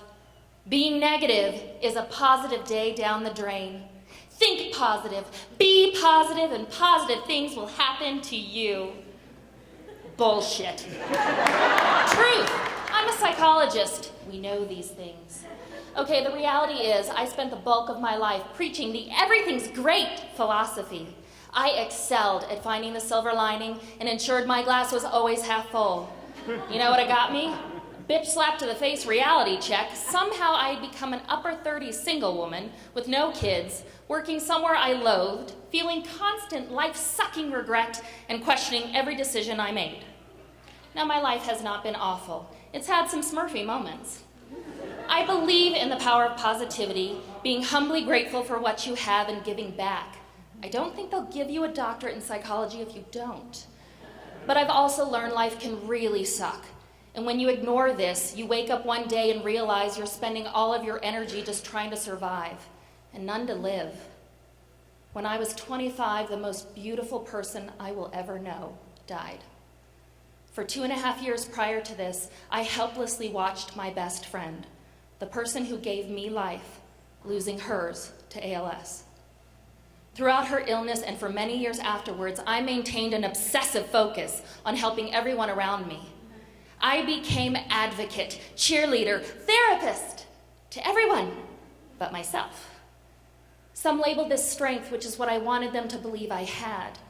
The truth was intense denial and a need to detach myself from a world where being positive didn't stop my mom from dying. When denial no longer worked and I couldn't hold on to others' pain, I had too much of my own. What landed was a burning rage, an all-encompassing bitterness which culminated in feeling so lost and utterly alone. And the cherry on top was the growing belief the universe had nothing better to do than to fuck with me. That life was always going to suck, was never going to get any better, so just sit back and enjoy the shit show. I was an emotional wreck. I kept desperately trying to believe things would get better, but with every new disappointment, I leapt further down the rabbit hole. Needless to say, this wasn't working, especially with my job. How was I supposed to support others' hope when having none of my own? Being Little Miss Sunshine, things happen for a reason, didn't work. And being my whole life is a dark room, one big dark room, was exhausting. But I didn't know how to be. Both sides made up who I was because of my lived experience. And I wasn't willing to let go of either aspect because if I did, I felt like I was invalidating myself. So came the challenge of finding a middle ground, a place where optimism and pessimism united and created a glittery rainbow, twistedly morbid masterpiece. A place where pity parties were okay, and it was okay to sometimes not be okay, while still believing in positive affirmations, hopeless romance, and knowing that life is beautiful. A place where I could be a positively negative person. Now you might be wondering, what the hell is the point of this talk? The point is this: life contains light and dark, and we can choose to live our lives in black or white or gray at any given time. When we focus all our energy only on one side, we're ignoring a part of life, and we're missing the big picture. As humans, we are fabulously beautiful and metal-twisting ugly. At any given moment, we can offer tear-jerking, hallmark kindness and life-shattering, you didn't need your heart beating, did you? Pain. But as humans, we can walk with arms wide open and embrace the shitty misery. Noticing the crap while smelling the roses lets us appreciate the purpose of both. You can't have roses without crap. It's a fertilizer. Yes, it stinks and it's messy, but without it, there is no beauty. Accepting the good and bad of life, ourselves, others, allows the opportunity for mental peace because there's no pressure to view life as half full or half empty. Life just is. And because it is what it is, we choose what becomes of it. If you want to experience happiness, live it. If you're in a sad place, be sad. But if you're struggling to get out, get help. I did. So I encourage any of you feeling pressured to choose sides, take a leap in believing in the beautiful misery of life. Embracing it all is accepting wholeheartedly. Life is wonderfully, awesomely, fantastically, horribly fucking awful.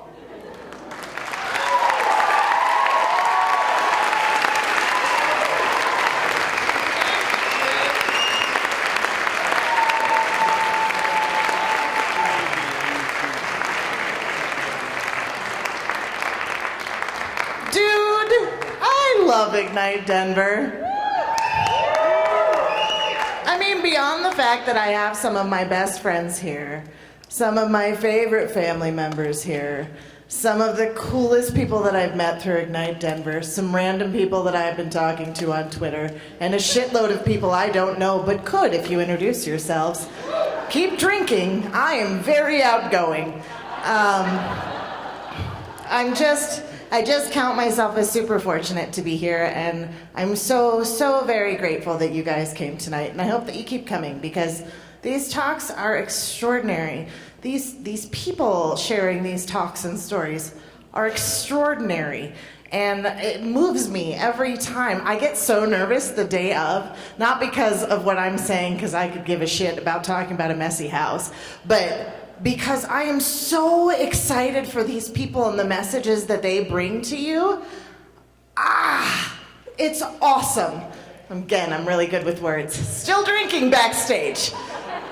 And actually, I'm going to come out and drink in the front of the stage now because we have come to the end of Ignite Denver 22. I know, right? So yeah, let's applaud that. That's awesome.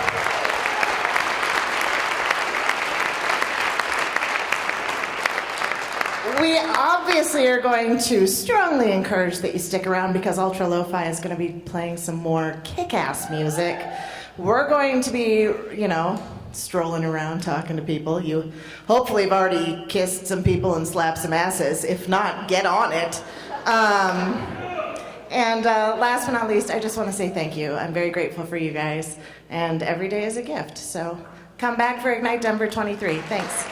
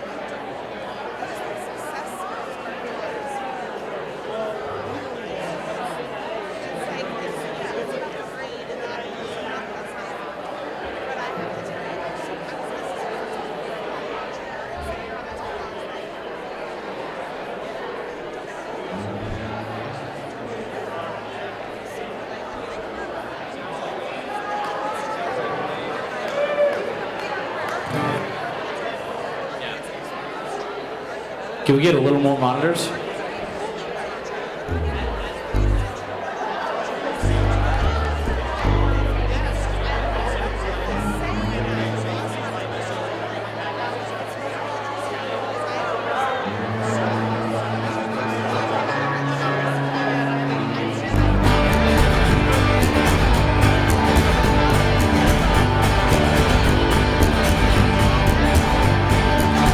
the train coming, it's rolling round the bend. I ain't seen the sunshine since I don't know when. I'm stuck in Folsom Prison. Time keeps dragging on. But those people keep a moving down the San Antonio. I was just a baby, my mama told me, son, always be a good boy, don't never play with guns. But I shot a man in Reno just to watch him die. And I hear that whistle blowing, hang my head and cry.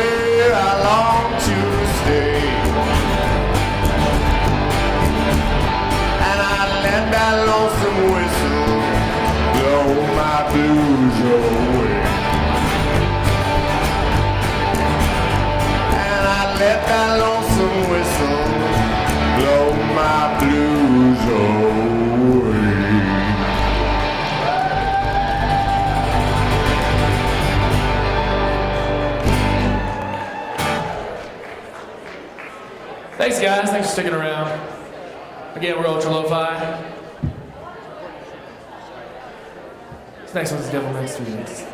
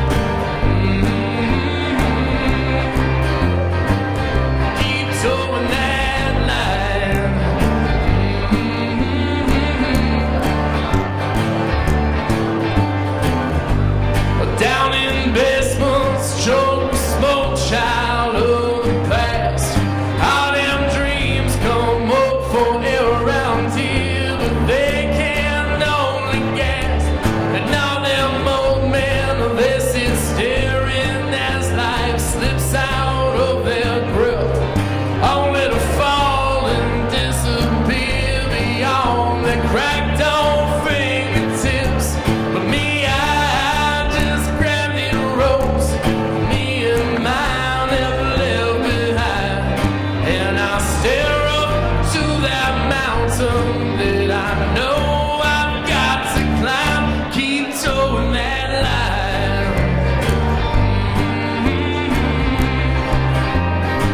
I keep towing that line.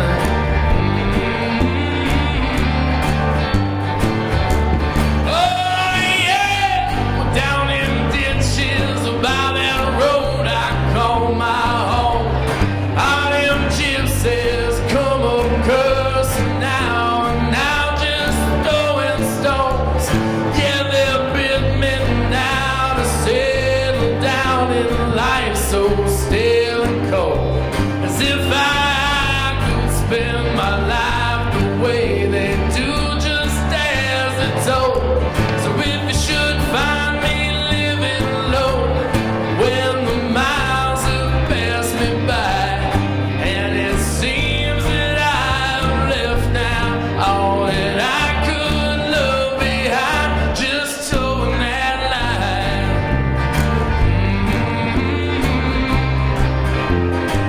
I keep towing that line.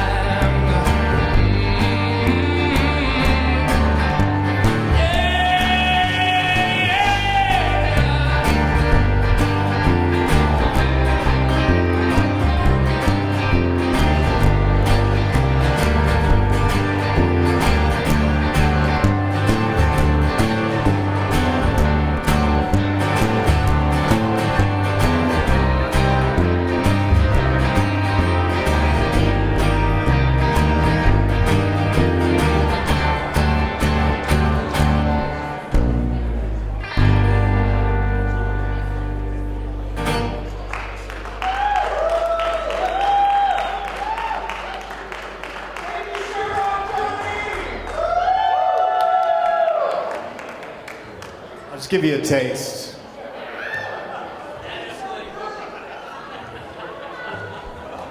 I already took the other shirt off. I mean, now we got the sleeves exposed. Maybe I'll change it to a tank top.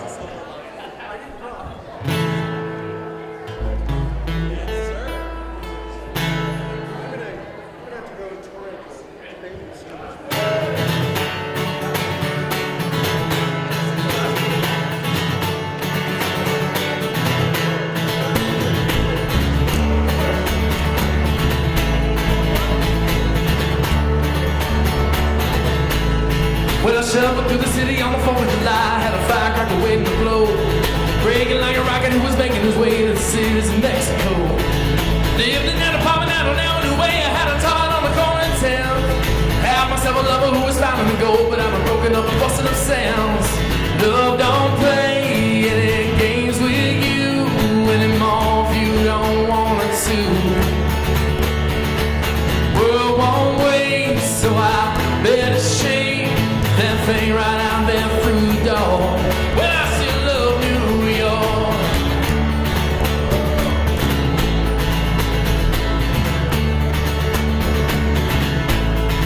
Found myself a picture that would fit in the folds of my wallet, and it stayed pretty good. Still amazed I didn't lose it on the roof of the place when I was drunk and I was thinking of you. Every day the children, they were singing the tunes out on the streets, and you can hear from inside. Used to take the subway up the house in the 3rd hour wait, but you were not trying to hide. Love don't play any games with me anymore like she did before. World won't wait, watch you shake, but honey, I don't blame you. Yeah, I still love New York.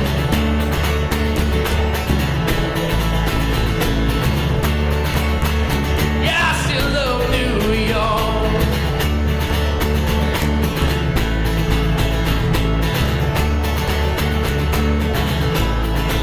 I remember Christmas in the blistering cold in a church on the Upper West Side. Babe, I stood singing, you were holding my arm, I was holding your trust like a child.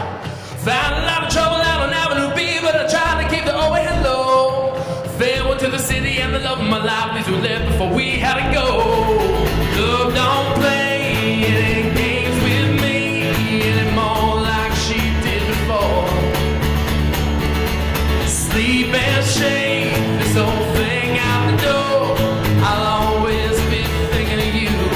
I'll always love you, though, New York.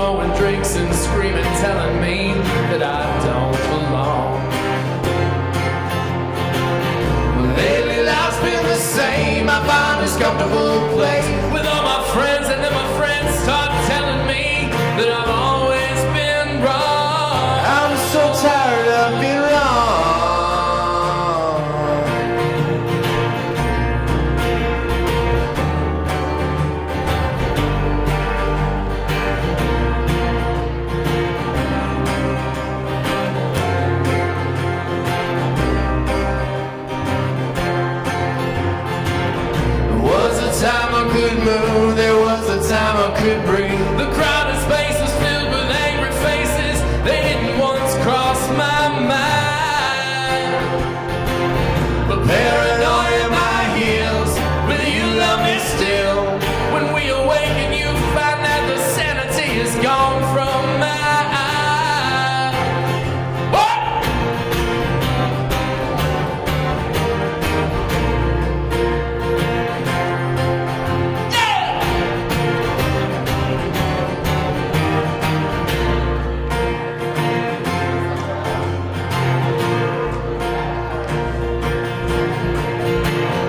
I got secrets from you, you got secrets from me, because you're so worried about what I'm gonna think. Maybe I'm worried too. But if love is a game, girl, then you're gonna win. I'll spend the rest of my life bringing victory in, if you want me to.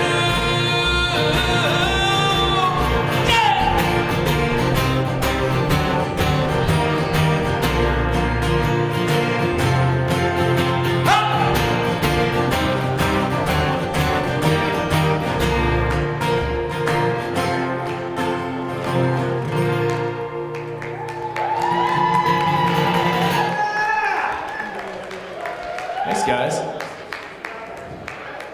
We're pretty stoked to be playing the Oriental Theater tonight. It's a big step up for us. We really having a good time. So thanks for hanging out with us, and thanks for coming out to IgniteDenver. We're gonna play a few more.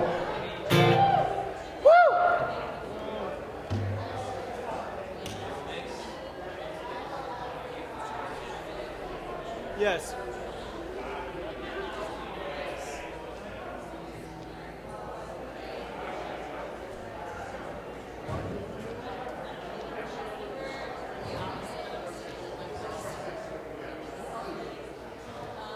Also, while we're doing a little tuning here, our next show is the 26th of March down in Liquid Mechanics. It's an awesome little brewery down in Lafayette. So if you guys want to come out and check us out, please do. We also have a mailing list down here if you want us to spam you repeatedly throughout the day. Yay! Just kidding, we're not gonna fucking spam you.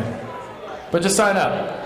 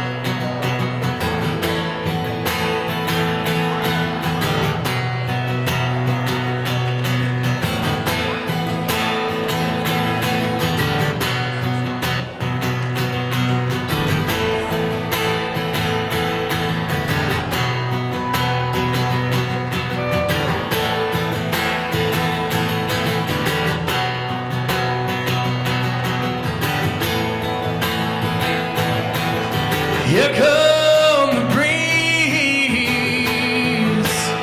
Come on, pull me up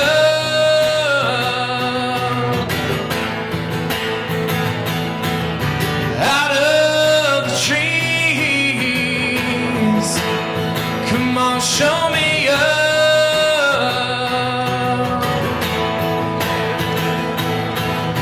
Reeling the feeling, making our way through the storm. Reeling the ceiling, making our way through the storm. All we need's a little more and send a little message to you. Gonna get out of here.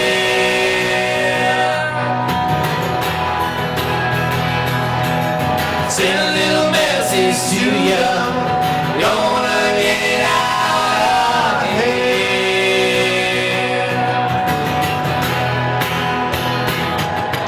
Here come the air. Come on, pull me up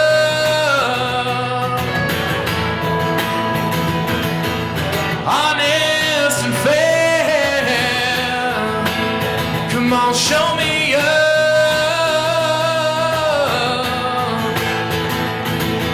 Searching for something I can't make out what it is.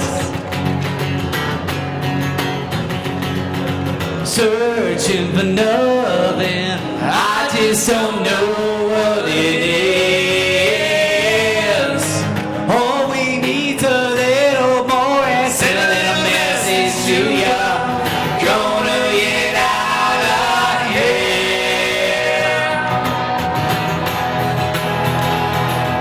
Send a little message to ya.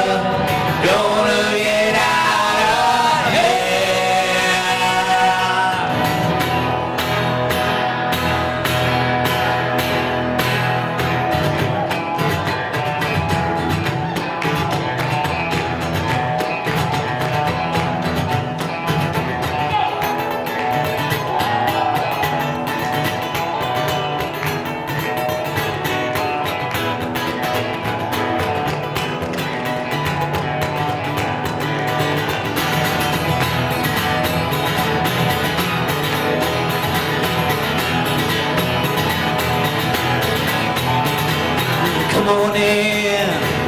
Come on in and lay me down now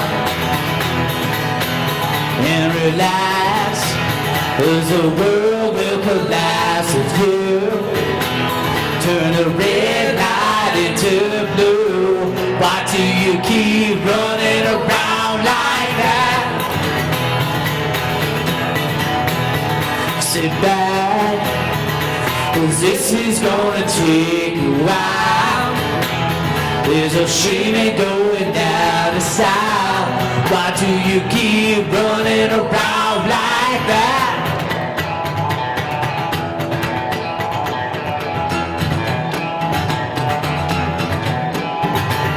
Send a little message to you. Gonna get out of here.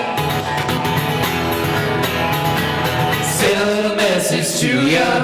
Gonna get out of here. Send a little message to you. Gonna get out of here. Send a little message to you. Gonna get out of here.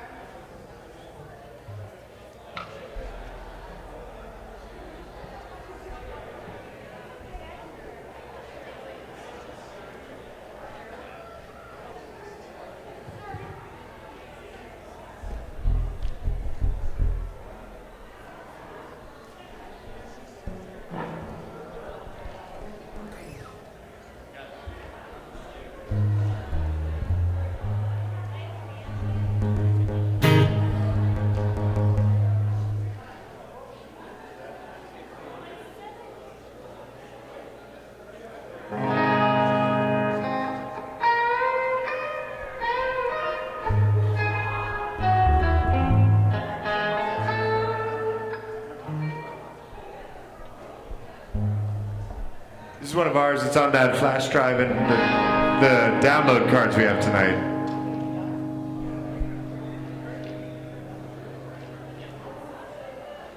Now I'm sitting at the table, they can show my spine is still. Ain't no dealing out the beatings. I'll take some blood on my lips. Yeah, I'm fighting to stay conscious while you're trying to bring me down. Till I got the taste of carbon. I'm certain my head's been turned around and around. When the wheel does the driving, I would hardly call this seeing the street. Ain't screaming at the gypsies, hoping they're following my way. Yeah, the asphalt's getting buried, and the song for me to sleep. I'll shake my fist to the horizon, 'cause he's been running away for weeks and weeks, weeks. When there's nothing left to conquer, when we suck the beauty dry of soul and dirt, of pain and worth, it might feel like dying, but I'll be damned you see me cry. But we'll need to start skipping, like a comment on this line, and the shirt I'm wearing stinking to remind me of last night. Every time I see the mirror, watch the old man gaining ground. Yeah, I'm sure I could outrun him, but I'm told it's time to settle down, settle down. I'm gonna drink away the pain, I'm gonna focus on a new romance as I lay awake and dreaming, awaiting every cold entrance. I guess the best that I could do now is to figure out what got me here. It's so much easier to pour than it ever was to face the years, all the years.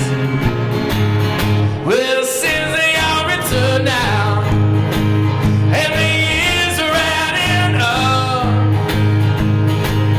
of running fast is here at last. It might feel like dying, but I'm a damn you see me cry.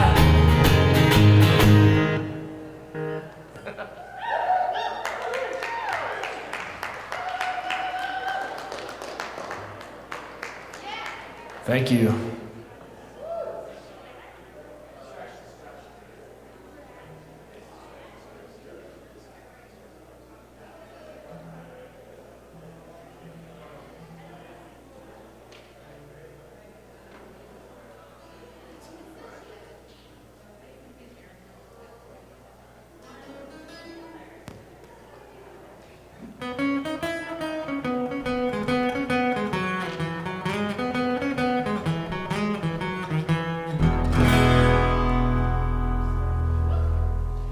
I was in love with your beauty from the day you walked my way. Oh, how I wish that was enough to have made me want to stay.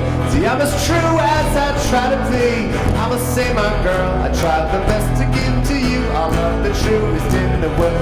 When I left your house that morning in that ragged Thunderbird, tried the best to fight the voices of the devils that I heard. There's a highway to right of us, took a year ago. Just a year ago that day, can't keep from turning down that road. I knew it, never should have turned the wheel. I knew it, voices calling me weren't real. I knew it, never should have turned the wheel. I knew I was wrong. I knew I was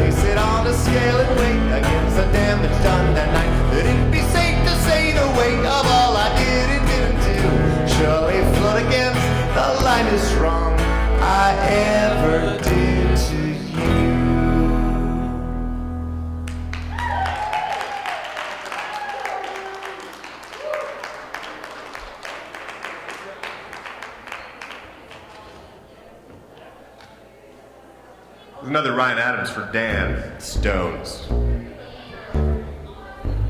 That does sound kind of like a made-up name.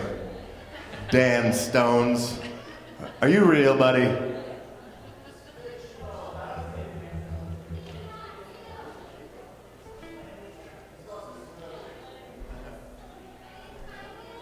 One second.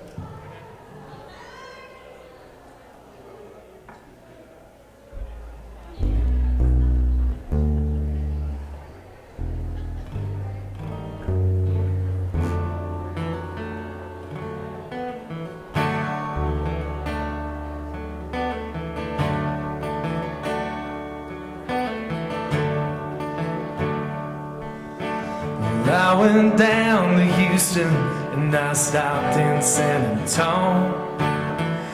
I passed up the station for the bus. Was trying to find me something, but I wasn't sure just what. Man, I ended up with pockets full of dust.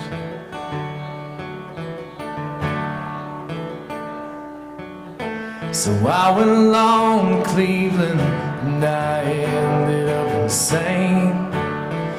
Bought a borrowed suit and learned to dance. I was spending money like the way it likes to rain, and I ended up with pockets full of cane. Oh my sweet Carolina, what compels me to go? Oh my sweet disposition, may you one day carry me home.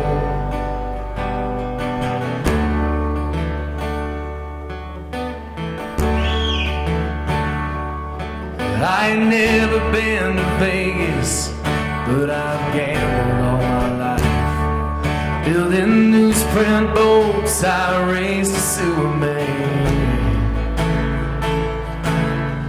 Trying to find me something, but I wasn't sure just what. Funny how they say that some things never change. But oh my sweet Carolina, what compels me to go? Oh my sweet disposition, may you one day carry me home.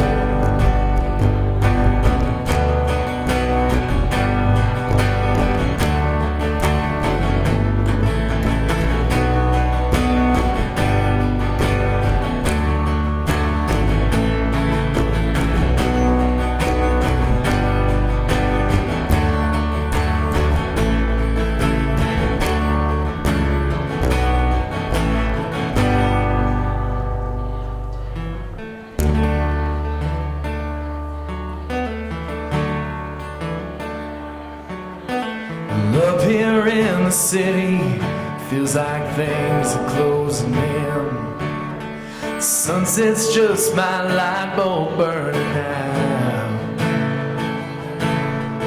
And I miss Kentucky and I miss my family, 'cause the sweetest winds they blow across the south.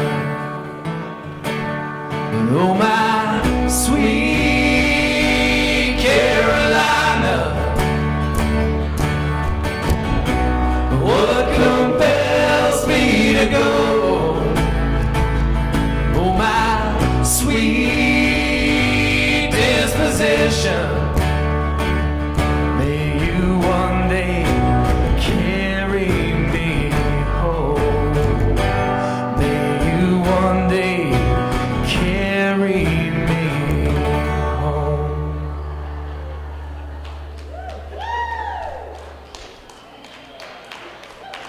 Thank you.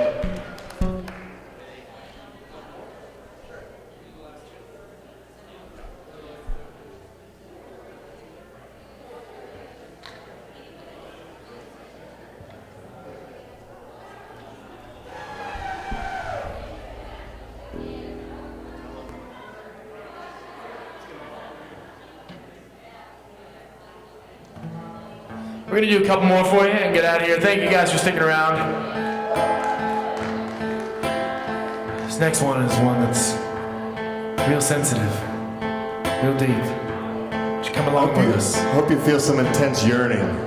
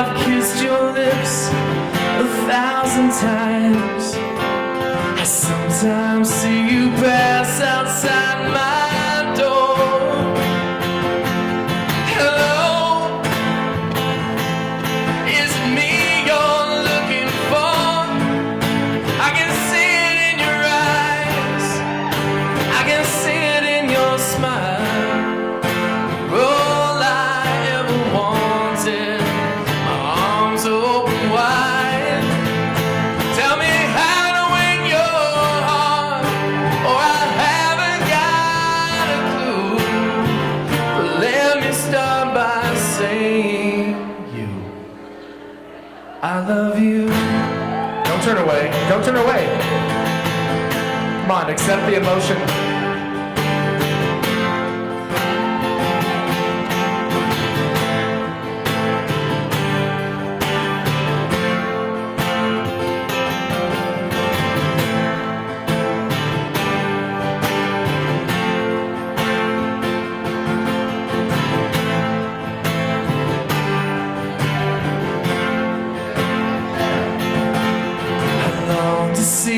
Sunlight in your hair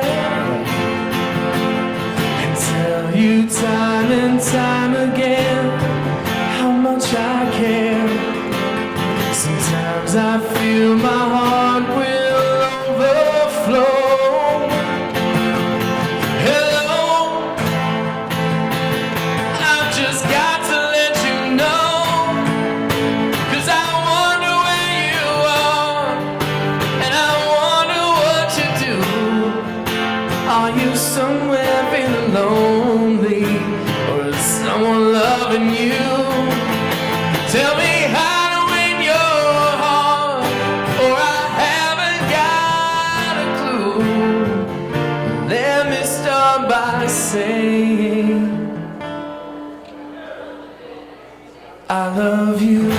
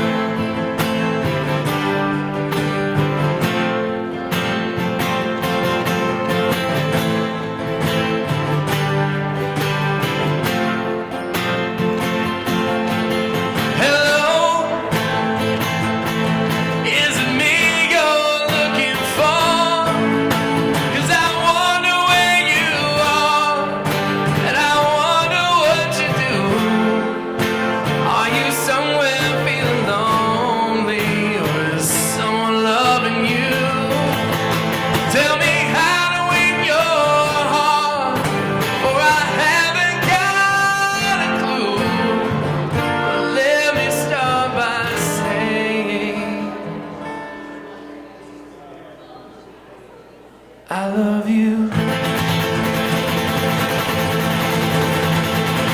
All right, thanks for suffering through that with us. We got one more for you.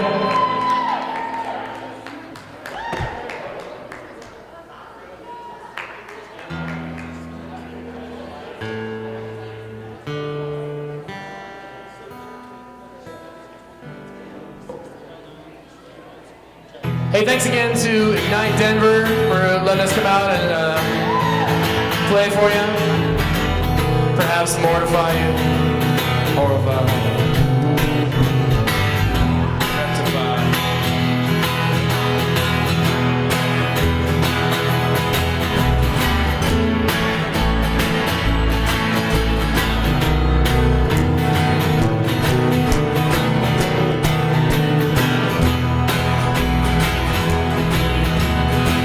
country music singers, always been a real close family. But lately some of my kinfolk have disowned a few others than me. I guess it's because I kinda changed my direction. But Lord, I guess I went and broke family tradition. Now you don't wanna know how, but why do you drink? Why do you roll smoke? Why must you live out the songs that you wrote to get laid? Over and over, everybody make my prediction. If I get stoned and sing all night long, it's a family tradition. All right. Well, I am very proud of my daddy's name. Although his kind of music, my name's act the same. Stop and think it over, put yourself in my position. If I get stoned, just carrying on an old family tradition. So don't ask me how, but why do you drink? And why do you roll smoke? Why must you live out the song that you wrote? Well, if I'm down in a honky tonk, some old slick's trying to give me the friction. I said, leave me alone. I'm singing all night long. It's a family tradition.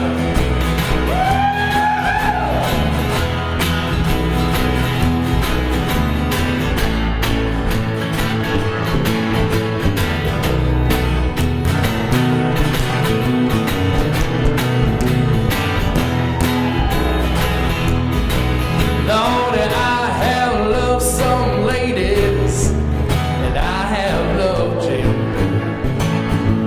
And they both tried to kill me in 1973. When that doctor asked me, son, how'd you get in this condition? I said, hey, some bones, I'm just carrying on an old family tradition. Now you don't wanna know how, but why do you drink? Why do you roll smoke? Why must you live out the songs that you wrote? And I've been thinking over, trying to put yourself in my unique position.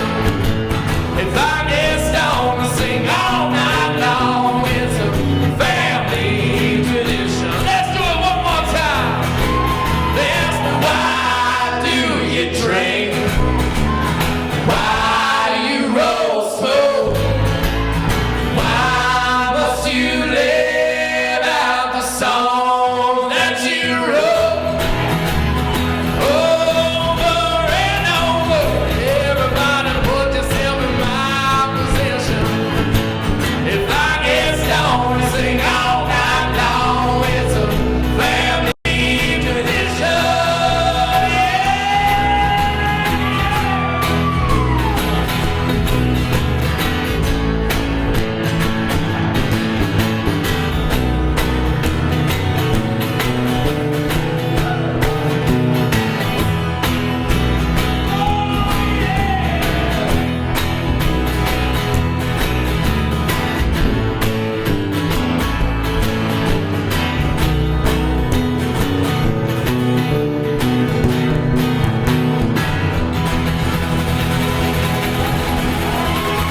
Thank you all again very much. We're Lo-Fi. We will see you again. Good night.